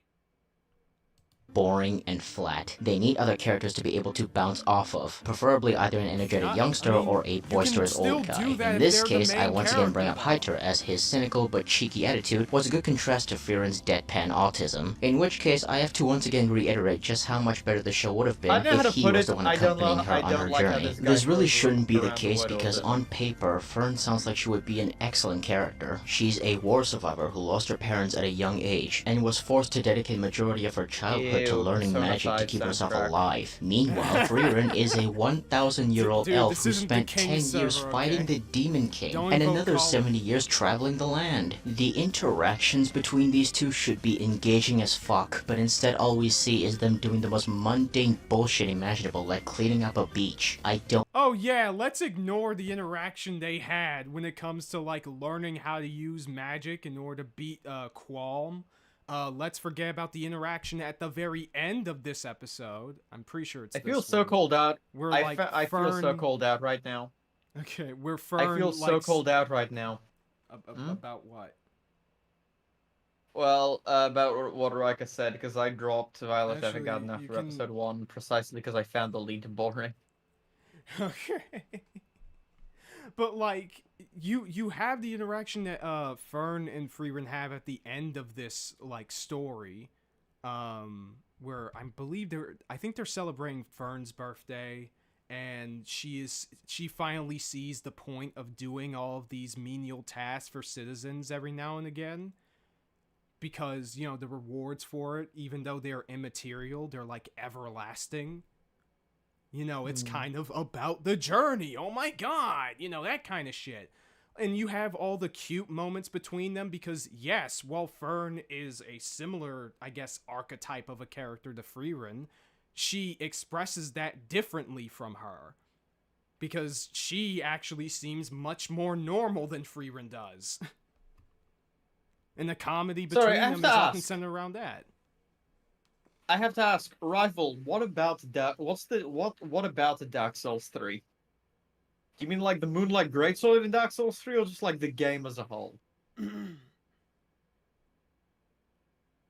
Kaiser, keep playing the video while that response is coming. Don't get it. I really don't. This is boring as shit. Their entire fucking journey, almost every single line of dialogue exchanged by these two characters has the same amount of entertainment value as watching paint dry. Give an example. I feel awful. It was wrong of me to ever doubt you. That being said, though, I can't... What the fuck? You just showed a short clip.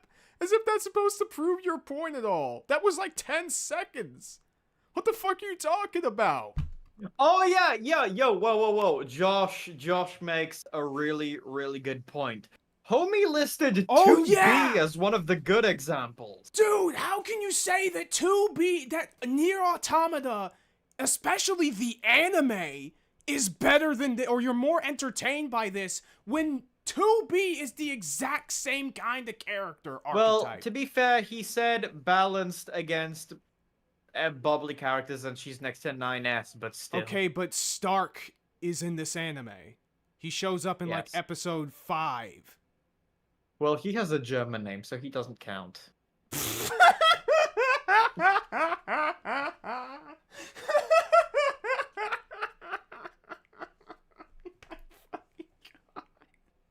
Also, yeah, Rival, I'm not gonna lie, I don't fuck with magic and faith builds in Dark Souls because I'm not a pussy. I mean, wait, what?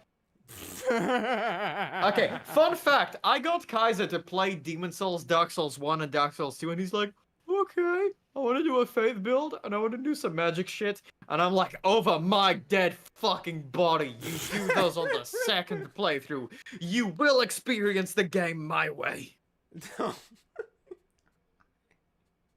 Oh, Rival, You're get just this. you're just a melee supremacist. You're a melee supremacist, Lonecrit. I made Kaiser fight Knight Artorias using a washing pole, and I forbade him from using Resin's lightning infusion, or the sunlight blade, sorry, or power within.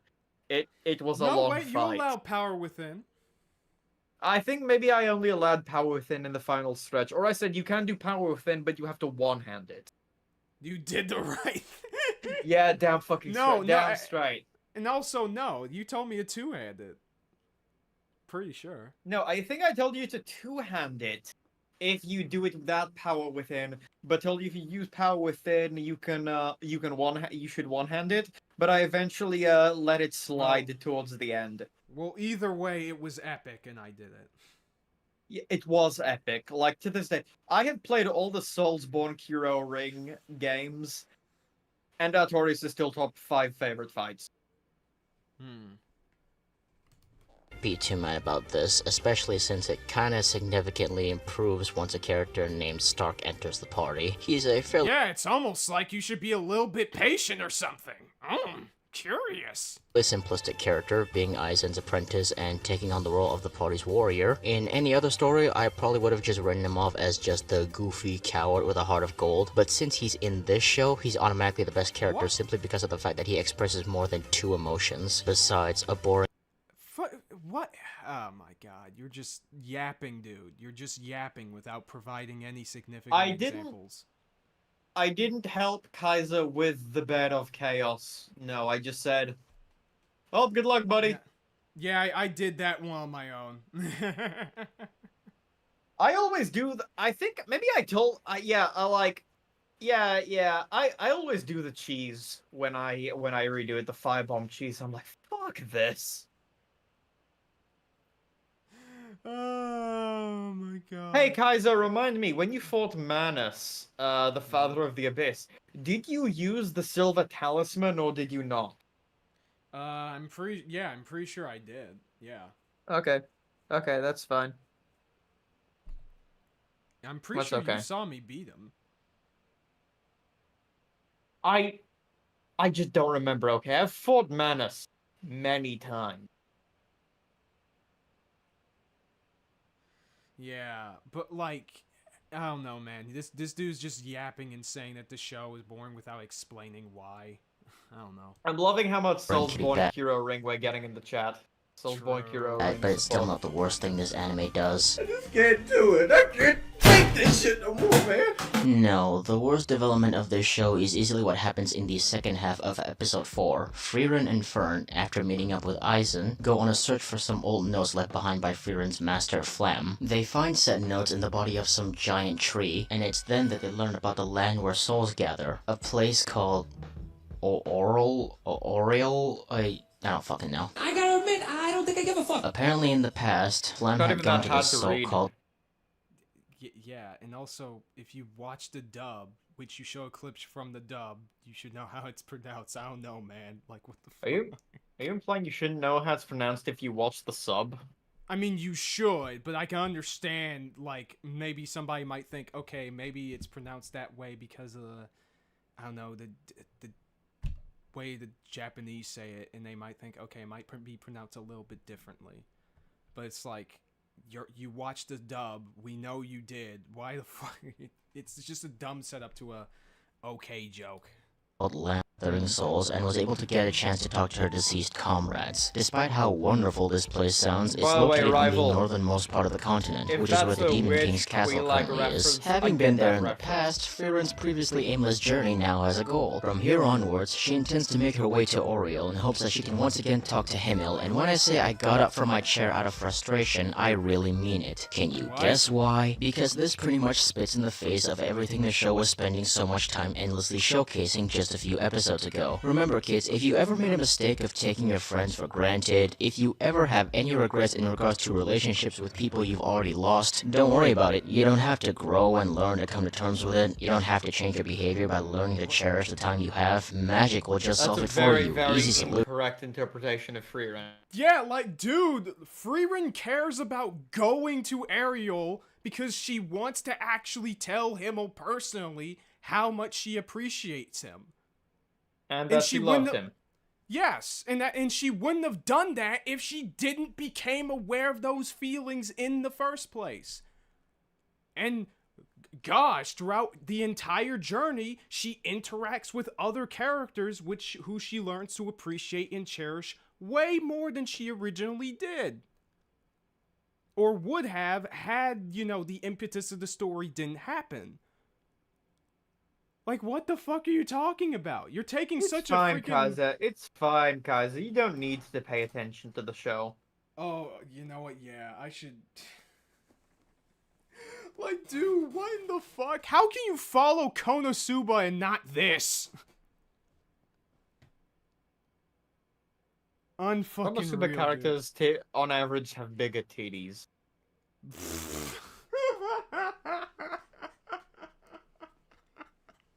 And Kazuma's us for real.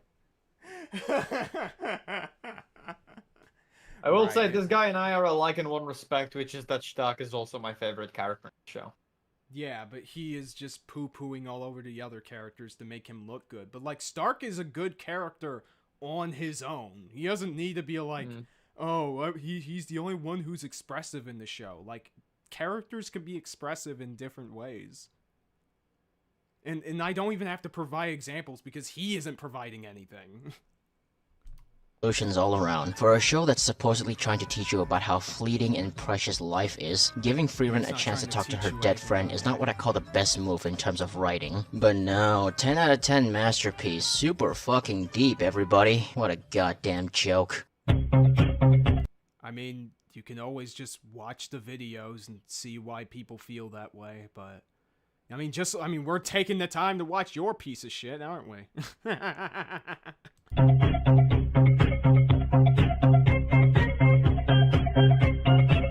In conclusion, Frieren is a show that, on paper, sounds really, really good. If I had absolutely zero knowledge about this show and you sent me down to tell me the basic premise and only disclose the most important scenes without explaining the build-up to said moments, then I would probably think that it was an incredibly moving and touching anime with a really interesting spin on a well-known cliche. Unfortunately, once I've taken the time to actually properly watch it, it's nothing but a giant boring disappointment. I'm not saying there aren't any good qualities. It's not a horrendous show by any stretch of the imagination. The animation is definitely serviceable and admittedly quite pretty at times. Serviceable? Bro, that is probably the biggest cap in this entire video, too. I know, right? You got freaking Madhouse coming out swinging after year after year after year of absolute Redline looks okay, shit. I guess. Redline looks okay, I guess. It looks neat. Hellsing Ultimate looks pretty decent. No, the Castle of Cagliostro was good for a first attempt. Dude, what I'm saying is, for the past few years, Madhouse has been putting out, pretty mid-tier shows in terms of their animation. Frieren, they freaking came out swinging here. They had the best animation of that year, and you mean to tell me that fucking it's serviceable? What the fuck?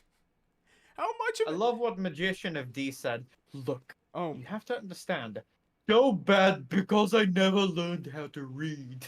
true. You know what? True. I Oh, mean, so he good. is a.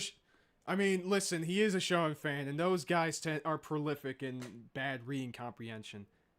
Wait a second, isn't Frieren a shonen? Hold up. I bet this Oh. guy's favorite. I bet the only reason this guy dislikes Frieren is because he never got to the wizard exam arc.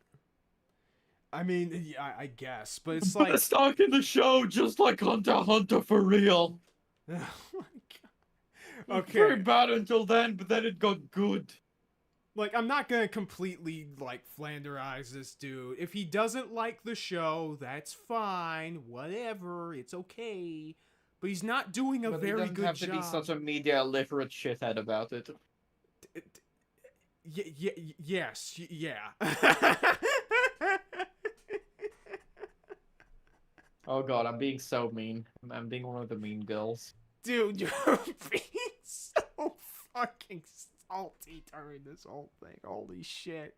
But I don't blame you. You know what? We're like that. Speaking of Key and Peele, we're like that skit of like Obama and his interpreter. I'm Obama. and you're That's just pretty my funny. interpreter. That's pretty funny. Yeah, that's a pretty funny clip. Oh, God. Okay. Anyway. Plus, might have just been a brief mention, but Stark really was a solid addition to the cast. He's certainly a positive change of pace from the other two robots. Other than that, though, there's really not much I can say about Frieren to try and give it any sort of compliment. It's not particularly entertaining, it does not live up to the hype, and it's certainly not anime of the season, let alone the fucking year, you goddamn idiots. In conclusion, I simply just do not get it. I'd honestly say it's a good contender for anime of the decade, never mind the season or year. Yeah, for real. But and here's the thing: if you don't like it, that's fine. But to say you don't understand why people like it is really goddamn stupid. It's pretty obvious the reasons why people do like it. Like, if you're gonna be a critic, if you're gonna play the critic game, dude, you gotta learn the basics of why people feel the way that they do. No, Kaiser, he has a defense. That's where the pseudo comes in. Ah, you know what? That's true. He's got he's got the pseudo body armor. This shit is OP. It's kind of like when you suck a homie's dick and then you say no, a homo. It's like that. Oh my god! Okay, it's just the outro now. But yeah, this video sucks. Oh yeah, Oh my yeah, God. true. At least it's not as actively infuriating or like. Yeah, at least feel- it's. Okay. Yeah, it's not the COPAGANDA of My Hero Academia. A part of me is regretting not looking at the rest of that, but I'm all like, you know what? I'm gonna be banging my head against the You wall. can do it on your own time. Yeah, I'll do it on my own time. What in the absolute fuck? You know, I should bring Celtic Phoenix on here. We should probably just go over this thing together. Or I should just bring it as like Team Jacked. By the way, I'd love check to out the just, like, Team Jacked instant podcast. transmission. I'd love to instant transmission shapes in here. My boy Sheebs. I will would say be this video is doing a very good job of reminding me how much I like Nier Automata. Yeah. God, and near and by virtue, Near Replicant as Especially Nier Replicant.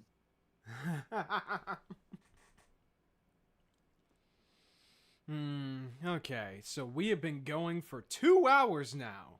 How are you feeling? How you feel about your first stream in the public eye? I feel like I want to go to the bathroom, not gonna lie. I mean, we can take a bathroom break before going to the next video.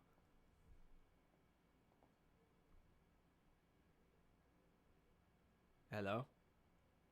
Yeah. Yeah, if you want to go to the bathroom, you can. I can keep Chad entertained until you get back. Yeah, just casually like play the EPA soundtrack at a low volume. While you provide commentary on why Ippo is peak. Oh my goodness. But guys, what did y'all think of this video? I want to get y'all's thoughts about it. The thing is, Pseudo did a good job breaking down Ruby in his reviews of Volume 1 and 2, so it's strange seeing his take on Frieren here. That is absolutely true. Also, look, I'm sorry, Josh, for being like that. It's the English side coming out. Lonecrit taking no prisoners this time.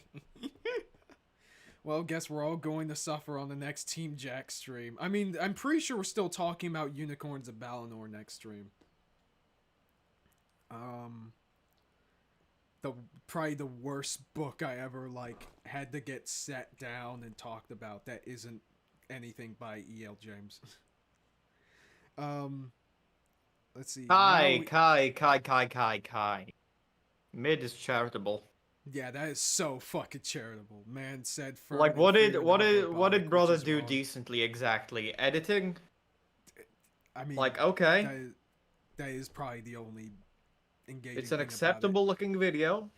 Yeah, and he was right about the point that okay, most anime elves are kind of just there as elves and don't really have that aspect of their character be utilized.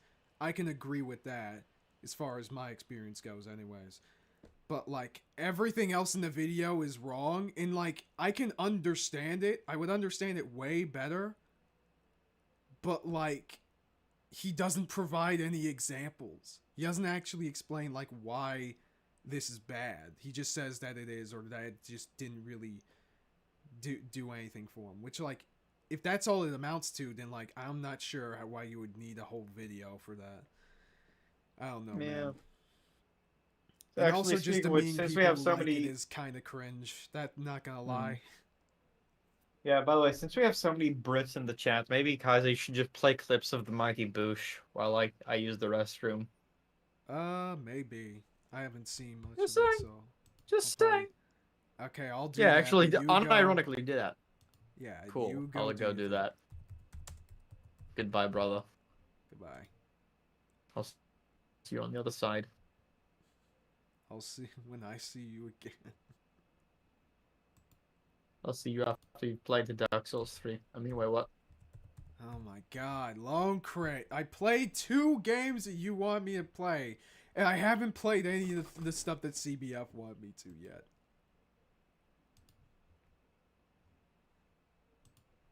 And he's gone. Okay, anyway. Before I use that restroom, hey chat, can we bully Kaiser into playing Dark Souls 3? I mean, he's only played Sekiro, Dark Souls 1, Dark Souls 2, and Demon Souls on the PS3. I think we can all agree that's not enough. Oh my god, dude. I'll play on stream eventually, okay? You'd see D-Lit, who is the prime anime elf. I have seen the Lost War OVA. I haven't seen the TV series yet.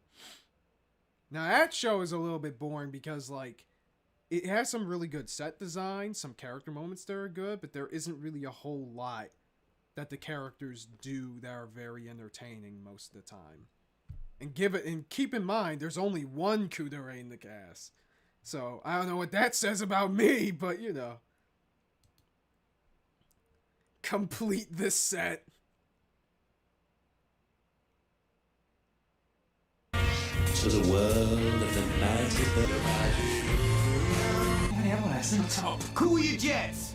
I'm a Kodiak Jack. I own this cabin. I'm just checking in to see how y'all settling in. Kodiak, it's Howard Moon. We spoke on the phone this morning. The what? The telephone. Oh, the talkie stick. Your voice was trapped in there this morning. Put me through to Dixon Bainbridge. I don't know how to dial. Thank you. Dixon Bainbridge? Hello, my Bainbridge? It's Bobby Bob. I'm busy, Fossil. Is there a problem with the sale of the zoo? No, that's all fine and dandy.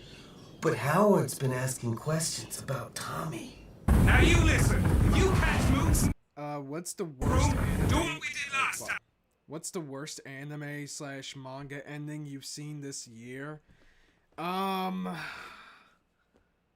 not... that's a good question.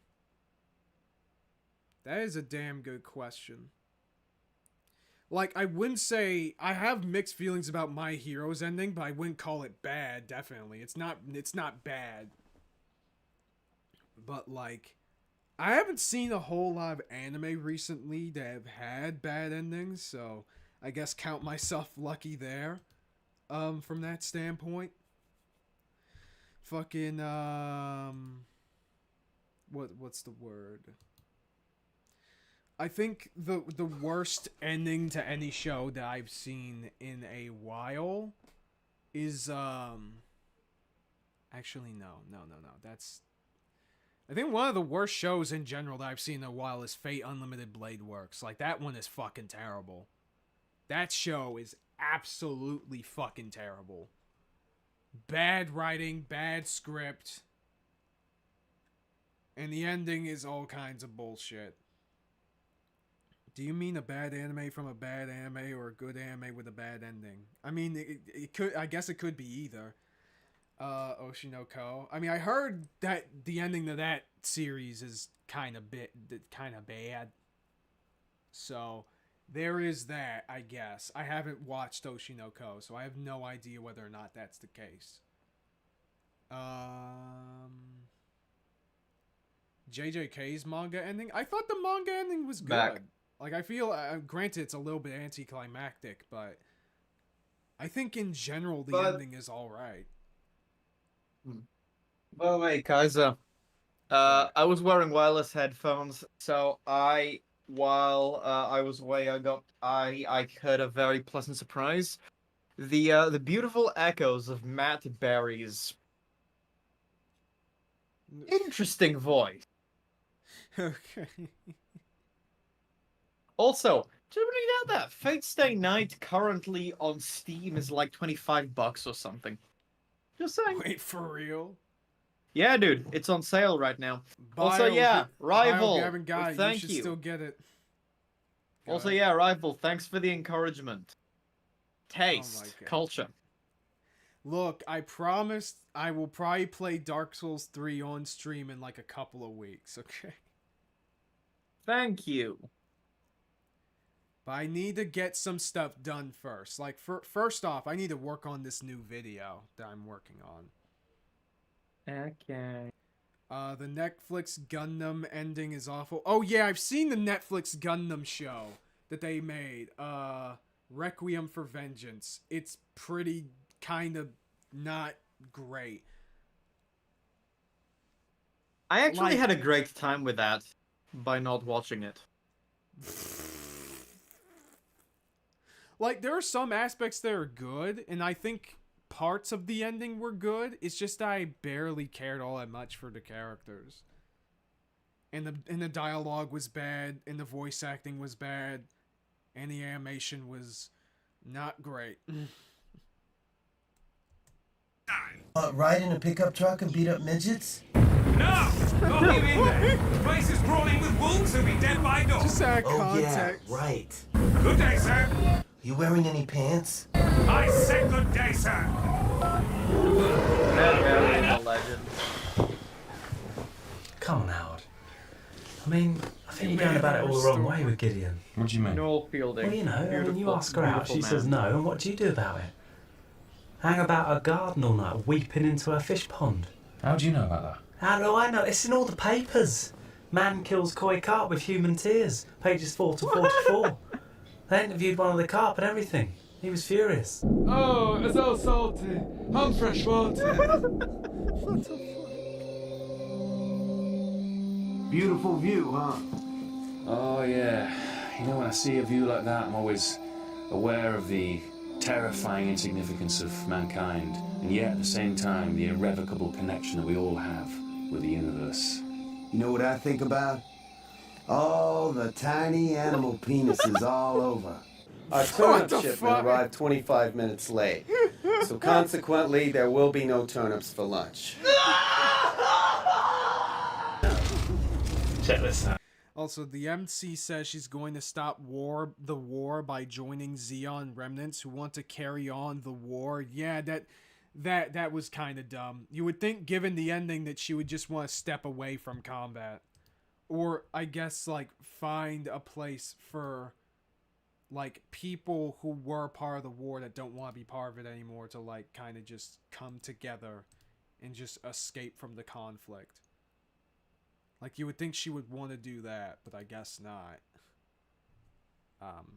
But yeah. Yeah, the characters aren't great. Also, the lip sync is off. I suspect they tried to sync it for both English and Japanese, but they don't match either. Well, yeah, but like even if they don't sync, the voice acting was just really, really terrible. Like it felt like whoever was directing them were just like not really doing much Kaiser, at all. finish the clip bag. Right.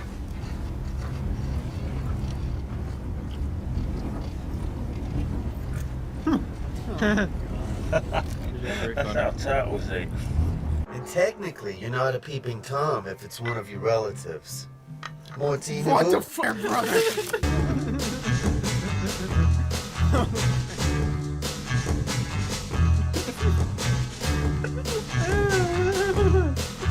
Oh, this is really funny. This is great. Alrighty. Alright, well that's enough of that as a palate cleanser. Yeah, you may even say, and now for something completely different. Yes. It's finally. Why Tanjiro is a great shonen protagonist. Oh, thank God, Family this is only 6 minutes. is amazing to me because he knows that. Alright, here we go.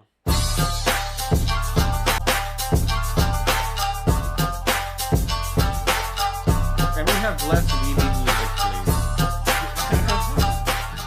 please? You know, often in some cases, shonen characters get a lot of flack of being simple or one-dimensional. Wait, what did you say? Said rival being the MVP in the chat right now. Embers Restore. You're really easy to please, man. I'm not gonna lie. Especially Okay, far as hey, the rival, main character. hey, rival, fun And fact. sometimes the simplicity. I co-host a podcast with Kaiser called the Newtypes Podcast, and I'm the one who made the I made the exterior. Okay, so I made the exterior for the ramen stand, and the kanji characters, if I remember correctly, say Shinobi Execution. He is very, very proud of that part. I am very, very proud of that. I'm a fan of Demon Slayer, but dear God, Tanjiro is basically a basic bitch shonen protagonist. Like, honestly, Tanjiro is probably the best part about Demon Slayer, but I would not call him a great protagonist. I like him. I think he's one of the best bits of the show. Like, the story knows how to make him compelling, even though he's simplistic, but I wouldn't call him a great protagonist. I feel that he is kind of bogged down by the show around him just being... It's the show that failed Tanjiro, not Tanjiro that failed the show. Exactly. You know, often in some cases, shonen characters get a lot of flack of being simple or one-dimensional, especially far as the main character.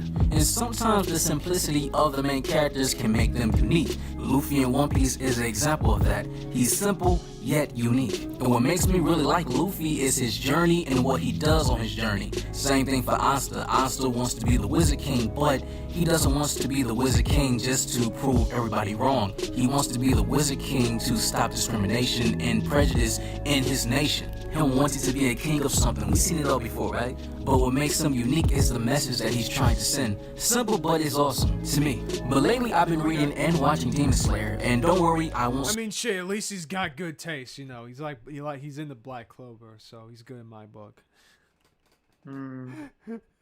Humanity restored. Okay. Or anything in this video, I'll just talk about the anime exclusively. But every time we watch an anime, there's always a certain characters or multiple characters that gravitates more to you. And that character in Demon Slayer for me is Tanjiro Kamado. And there's so many things that happen in the story of Demon Slayer that just makes me believe that Tanjiro is a great main character, a great shonen protagonist. And honestly, if you watch the anime, we already know what Tanjiro's journey and the premise of the show is. Tanjiro's family was slaughtered by a demon named Muzan, and the only survivor was his sister named Nezuko, and she survived because a demon blood got into her wound. And the journey for Tanjiro is a quest of revenge. Find the person who is behind the slaughter of his family and also find the cure to revert his sister back into a human. Very simple story, but what makes Tanjiro so special in this story is that you would think he will hate. Tanjiro's hair was so much more cooler, ain't so much cooler before the haircut.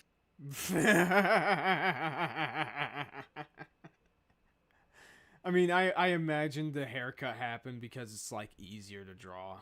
But yeah, I do kind of like it when it was longer. Makes me wonder how it would, if somebody like made artwork of Tanjiro with this hairstyle in his like, I guess, usual outfit. It's still not the most egregious shonen protagonist getting a haircut. Oh, which one is it? Natsu. Did he get a haircut? Oh wait, yeah, because like it was like after the time skip when he had to like for exactly 2 seconds. For exactly 2 seconds or whatever. After the time skip, he looked like the coolest dude ever. But then he cut his hair, and you were like, boo. We were all like, boo. He also lost the epic drip. Okay, but he looked like a hobo. Exactly. The hobo drip. I'm a fan of Demon Slayer, but well, sorry, I already read that. There are better shown pro tags than Tanjiro. Oh, absolutely. The show and the manga failed Tanjiro. Yeah, that's true. Yeah, Tanjiro isn't exactly that special of a protagonist. Like, he's fine, but I wouldn't really call him special. Yes, Natsu from Fairy Tail. Kai, look up Natsu after time skip design. Trust. Okay. Family and also find the cure to revert his sister back into a human. Very simple story, but what makes Tanjiro so special in this story is that you would think he will hate demons, he will hate everything about them because they were behind the slaughter of his family, but he sympathized with them. We see. Well, no, because like the fact that his sister is a demon immediately stops that thought process in its tracks. Like, why would he hate all demons at that point? His sister is one. It's obvious that that's gonna be like a running theme throughout the story. I don't know what you're talking about. When Tanjiro defeated his first demon in his Hell Warden Enma and Hell Warden Higuma. I'm still salty about that. I will always be salty. Chat, if you don't know, there's a really good short shonen manga that got canceled called Hell Warden Higuma. It's really good. Y'all should pick it up. It does a lot of the things that Demon Slayer was trying to do, especially in relation to like, you know, redeeming demons and stuff like that. That is just 10 billion times better. But it, unfortunately, exactly, that's why it was canceled. Yeah. Like, I wouldn't be surprised if it got canceled because, you know, other things just got way more attention. Anyway, let's continue, Kaiser. Come on, it's 4 minutes. Series, but he did not want to do the finishing. He did not want this demon to experience any more pain, refusing to smash a demon head with a rock because he did not want the demon to suffer, and he wanted the demon to have a quick death and not a torture. At first, Tanjiro's master really did not feel that Tanjiro could be a demon slayer because he sympathized with demons. How can you be a demon slayer if you hesitate on killing a demon and you sympathize with them? And that was the character of Tanjiro at first when we first seen in the series, but he definitely grew the further we got into more episodes. He know that his job is to kill demons, and he really doesn't hesitate anymore, but he still sympathized with them. We all know that when you kill a demon, they get their memories back, but when Tanjiro, he has this aura around him that even before the demons die, they sense this purity in his heart that makes them regret anything they did as a demon. Which is the worst part of the show. Like, instead of the demons in Tanjiro interacting with one another and them piecing together, you know, their past and regrets and stuff like that, like, semi-naturally, We just kind of get the Akame got killed treatment, where we just get their backstory right as they die. Which is... Can we at least make it a minute 4? In episode 19 of Demon Slayer, we seen Tanjiro versus Rui, and Rui had this fetish of transforming demons to make them look like him because he wanted a family, and deep down he just wanted his family back. But as a demon, your mind is corrupted. You have a twisted mindset. But when Tanjiro was fighting him, there was some strong importance here. A lot of people got crazy on Twitter because of the animation of the fight, saying this was the best anime moment, and mostly because of due to the fact of the animation. But to me, the symbolism of the fight was more important than anything. The music and the animation was awesome. That was the icing on the cake. But the symbolism of this fight, that's what stood out for me. There were some parallels between the characters here. Rui wanted a family back and deep down wanted to be a human so he can be with his mom and dad again. Fighting against Tanjiro, who wanted to turn his sister back into a human because that is the only family member he has left. Tanjiro and Nezuko have a strong bond despite her being a demon and him being a human. And Rui... And then this moment got ruined because of an asshole. Wanted that as a demon, that's why he had that fake family, and wanted Nezuko as his sister. But with this bond that Tanjiro and Nezuko have, they were able to form a new power that almost defeated Rui. This moment by Tanjiro and Nezuko was the best combo moment in the series so far. And if you... man, okay, well... I kind of like this moment. I kind of like this moment, but it's also one of the dumbest things I've seen in the shonen. All of Demon Slayer reads like a first draft. Yeah, yo. Like, it could have been so much better if it was refined way more. But it kind of felt like the author had some good ideas, and he's just struggling to string them together. You are a manga reader or up to date with the story, you know that we will... Oh, sorry, she, her. Actually, there's no evidence of that. Wait, I thought we found out that Demon Slayer was made by a woman. Nope, I actually looked into that. Couldn't find any verification of that anywhere. Huh. Interesting. Okay. Well. To be honest, I think the Spider Family arc went on too long, in my opinion. I'm not sure about that. I think it had some really, like, dumb moments or dumb cliffhanger moments, sure, but I don't think it went on too long. The videos that as a demon, that's why he had that fake family and wanted Nezuko as his sister. But with this bond that Tanjiro and Nezuko have, they were able to form a new power that almost defeated Rui. This moment by Tanjiro and Nezuko was the best combo moment in the series so far. And if you are a manga reader or up to date with the story, you know that we will get a lot of moments like this. But the great and awesome thing about they become even stupider, Tanjiro, when the fight was over, when Giyu defeated Rui, it was something that Tanjiro said that really stood him out, and we actually started to know at this point the character that Tanjiro truly is. Giyu told Tanjiro to not waste any sympathy on a demon that devours humans, especially a demon who just tried to kill you and your own sister. But Tanjiro said to Giyu that demons were once humans too, telling Giyu to get off of him because he was stepping on his corpse. You would think that after fighting a demon who tried to kill you and your sister, or almost killed you, that you would feel some kind of resentment towards them. You would hate this demon so much, but Tanjiro still shows respect even after the dead because he knows that demons are not controlling their own mind. Yeah, Tanjiro says demon lives matter. Sensitive but yet leadership quality that Tanjiro has, not only amongst demons but also his friends and family, is amazing to me because he knows that the root of the problem of these demons is Muzan, because he is the one that birthed these demons to begin with. So all the anger and attention that is built up for Tanjiro for demons is all directed towards him, excluding his sister, but we also see Tanjiro working with demons, fighting demons. And throughout his journey we are seeing him inspiring other characters throughout the series, and also inspiring some of the 9 pillars to work with him and fight for his sister. Okay, but that's another minute in, but like, that's not necessarily unique to Tanjiro. Other shonen protagonists do this type of shit all the fucking time. If anything, that has become way too much of a trope, in my opinion.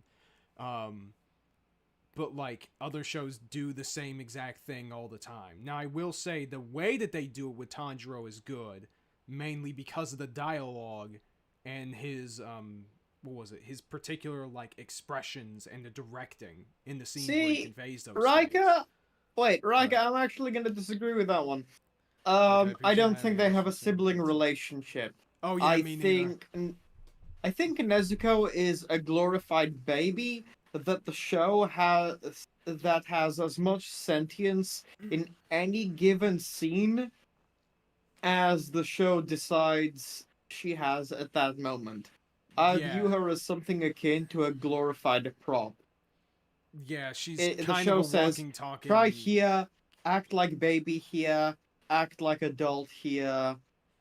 Yeah, she's blah, kind blah. of like a walking plot device, kind of. But like in terms Yeah, of like her in relation to Tanjiro, like it doesn't feel like anything that is significantly brotherly, sisterly beyond just the basics. Yeah, the Like, show doesn't actually do shit that shows off a relationship. It's more like stuff that Tanjiro kind of projects onto Nezuko. There's nothing from the way they interact from which we can even infer some kind of like common upbringing or history. I've said it before and I'll say it again. Daki and Gyutaro in season 2 have more of a sibling relationship than Tanjiro and Nezuko. Well, that's because Daki is an actual character and can Not a good character, but she's a character. Yeah, she's a character who has like personalities that are and traits that are different from the other sibling that makes their interactions more interesting. Like we see a lot of moments where Tanjiro cares for Nezuko and we sympathize with him because of that. But do we sympathize with him because it's Tanjiro and Nezuko, or is it because of just the situation itself?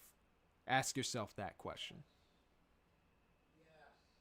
Because personally, I don't really care for Nezuko herself, and the show doesn't really do all that much for that. Yeah, I can understand that. Anything they have is just surface level stuff. Yeah. Seriously, Rao and Toki from Fist of the North Star is better, and they were trying to kill each other. Damn, that's a deep cut. By the way, man. I love how I've said this before and I'll say it again. I love how like your show has like your big bad squad and like the one female member, the second she gets her ass whooped, immediately screams Oni-chan and it's revealed that the comes real out and fixes the problem. Yeah, and then it's revealed that the real strong is the man. It's like Jesus Christ. Even by shonen standards, this is like it is funny. It's kind of an unfortunate like tone deaf moment. Like it's not a big deal. Yeah. I'm not gonna, I guess for lack of a better term, soy out over it. But it's like, okay, that is... Look, all I'm saying is that there's this prevalent idea that, like, Battle Shonen have problems with how they do their female characters, and, Demon Slayer it's not helping that case. The theory.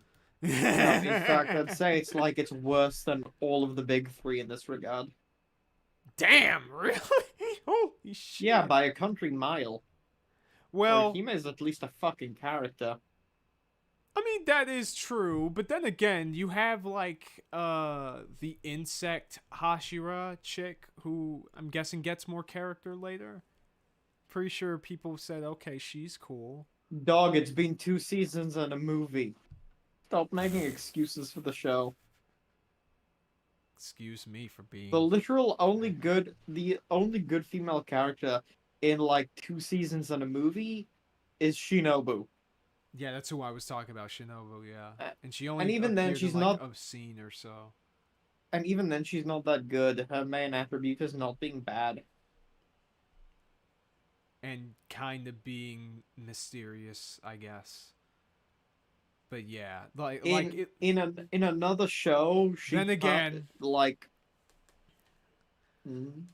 was going to say that then again, all right, counterpoint. They do not have a character as bad as Sakura. I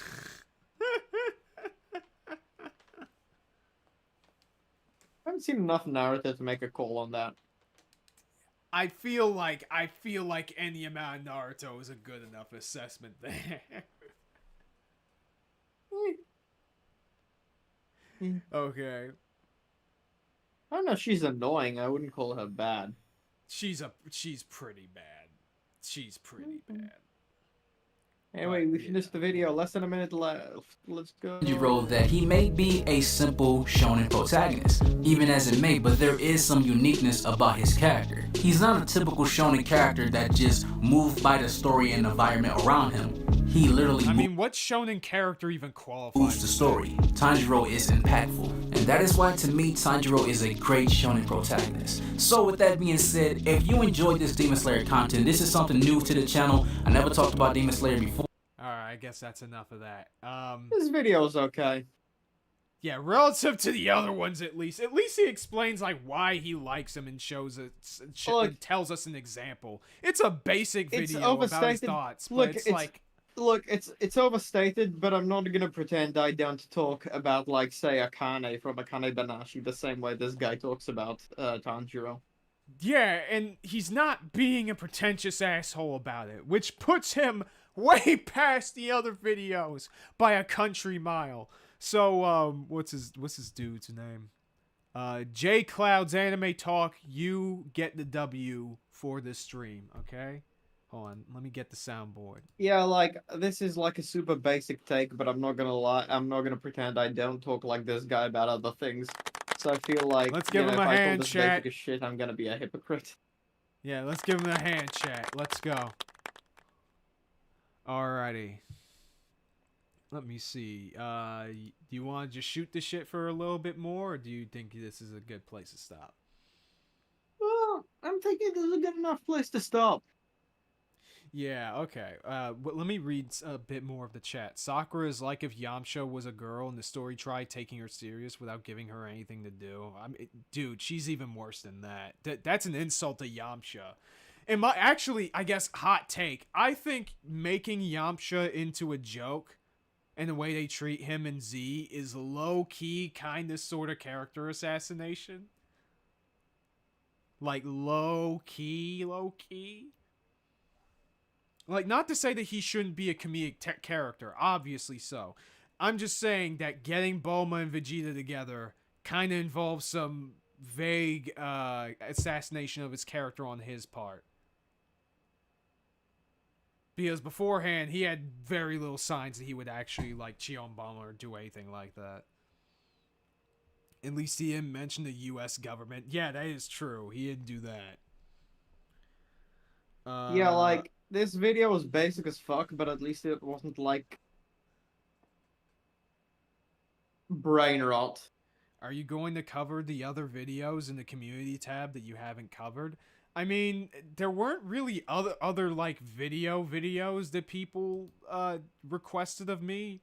Like that somebody requested I talk about Patrick Williams' plot holes video, but like everyone has freaking reamed that video to shit, so like I don't have any reason to cover that.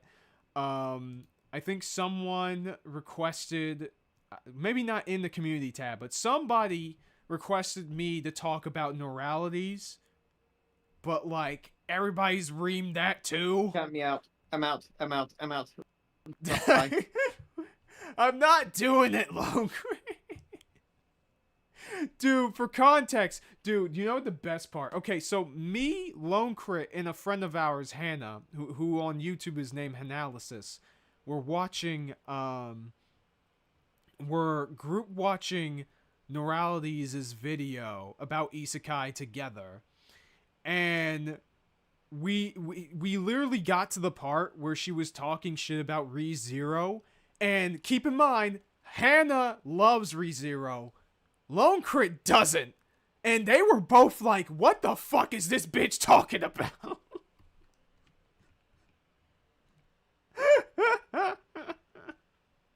And that was the funniest moment. That was one of the funniest moments that have ever happened. Oh my god. But let me see. What other things did people in the community tab requested? Turning Red's Black Prop. Oh my god.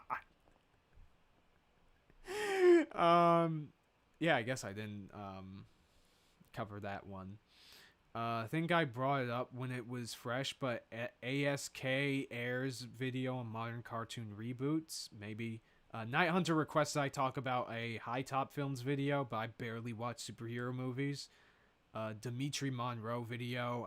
I feel like I would want CBF on here for that one. And Super Origami Kingdom, who seems to be just deleted. I think his channel is deleted. I don't know who that guy is. But yeah. Don't let High Top get away. God damn it, Night Hunter. Look, I'll finish Deadpool and Wolverine, and we may cover that video at some point, okay? I'll finish Deadpool and Wolverine and get into it that way. In fact, we can watch Colin's response to that video, because I'm pretty sure he made a response to that video this week, actually. Oh no, it's not low-key. It is character assassination. What DBZ did to Yamcha, I mean. Based Rika! Based Rika! Oh my god. I remember watching another person cover that part of her isekai vid. It was a train wreck and a half. Was it Natalie Hunter? I'm guessing it was Natalie Hunter. Is my favorite video of all time. Dude, my least favorite anime video of all time is the Bleach documentary by DB Zimran. I hate that video. I actually hate that video. If I was a Bleach fan, I would actually be insulted by that. Anyways though, since we are winding down, got any final thoughts, Lonecrit? On what? So what? Final thoughts on what now? Just in general, anything you want to say to chat, how you feel about, just being here, all that stuff. I think you should be bullied into playing Dark Souls 3. Oh my god. Okay, well, I managed to talk Kaiser into playing Dark Souls 3 while doing a Ruby from Ruby build. He's gonna use a scythe. Okay, now you're just spoiling. All right, beyond just rampant bullying, you're just spoiling the chat right now. You deserve to be bullied for playing only 2 out of 3 Dark Souls games. Yeah, see, is it rivals? I played them at around the same time, dude. I have other games that have been sitting in my freaking Steam for years. Yeah, like Armored Core 6. Yeah, I still need to finish that. I couldn't finish that because my my laptop's battery went to shit, so I have to download that shit all over again. Do it for the Vine. Can we bully Kaiser to make another Bumblebee video? No, there's nothing else to talk about, okay? Bumblebee is over. Bumblebee's dead. Long live Bumblebee. At least until Volume 9... not Volume 9. Volume 10 comes out. That Turing Red Take was worse than Mr. Ernest Take. Oh my god, really? Jesus Christ. Alright, we might actually have to look... I may have to look at that one at some point then, anyway. But yeah. Anyways, though, thank you, Lonecrit, for being here today. I really enjoyed this. This was a really, really good time. I hope you guys in chat... Kaiser, it was a good time joining. Okay, Billy Bob. Anyways, I don't know who that is, but okay. Just generic Southern name. Anyway, oh, you watch Reign of the Seven Spellblades? No, I've never seen that. Anyways, though, last thing, I guess, I am working on a new video. I finished the audio for it just today. I finished editing the audio just today, and I'm gonna be starting with the video editing. It's about Arcane Season 2. It's gonna come out near the end of this month. It's gonna be relatively short, but I hope you guys still have a really good time with it. So stay tuned for that. I am probably going to move over to Raymond's server later when he covers, bad bad fan fiction night, and start covering that a little bit. And if y'all haven't, please subscribe to the channel. Although I'm pretty sure most people here subscribed already. We just got the 6K subs, which thank you guys for all the love and support and sharing my videos. It really means a lot. It's really, really good. It is so fun, and we got more stuff on the way. So make sure to subscribe if you haven't, share if you haven't. Definitely support me on Patreon or Ko-fi if you want to. Follow me on Twitter and AnyList to catch me up on some updates and stuff. And if you haven't... Well, I'm just gonna say before I leave as well. What? Weathering with you blows. Oh, 110%. I need to rewatch it because Magician and D just has been angry about me saying that for ages. And by the way, since Lonecrit is here, make sure to check out the Newtypes Podcast, okay? The playlist for it is at the bottom of the channel. It's been there for years. But check it out if you haven't, where you get to see me and Lonecrit and our other co-host, Code Blaze Fate, as we just shoot the shit about different anime and sometimes tokusatsu things. We have a really great time there. A lot of interesting interactions that may or may not involve dick jokes. A lot of them tend to involve dick jokes. Many dick jokes. Many of which started by Lonecrit, by the way. Yeah, I don't remember. Yeah, and I'm not gonna say there was one episode in which we all put on a pair of gloves, but... I'm gonna put the link to the playlist in chat, in case anyone wants to check Mr. Bush clip was that Bush clip was so. It was. I did not expect that. I did not see that shit coming. Oh my god! And yeah, through this podcast, we just talk about different anime, many of which we may or may not recommend to you guys. So yeah, definitely check it out if y'all haven't. And with that, I believe that is over and done with. This has been another episode of Kaiser versus the World. See y'all next Friday, or same place, same time. Alright, see y'all later. Lonecrit, say goodbye to chat. Okay. Bye. Bye, Chad. Goodbye, Chad.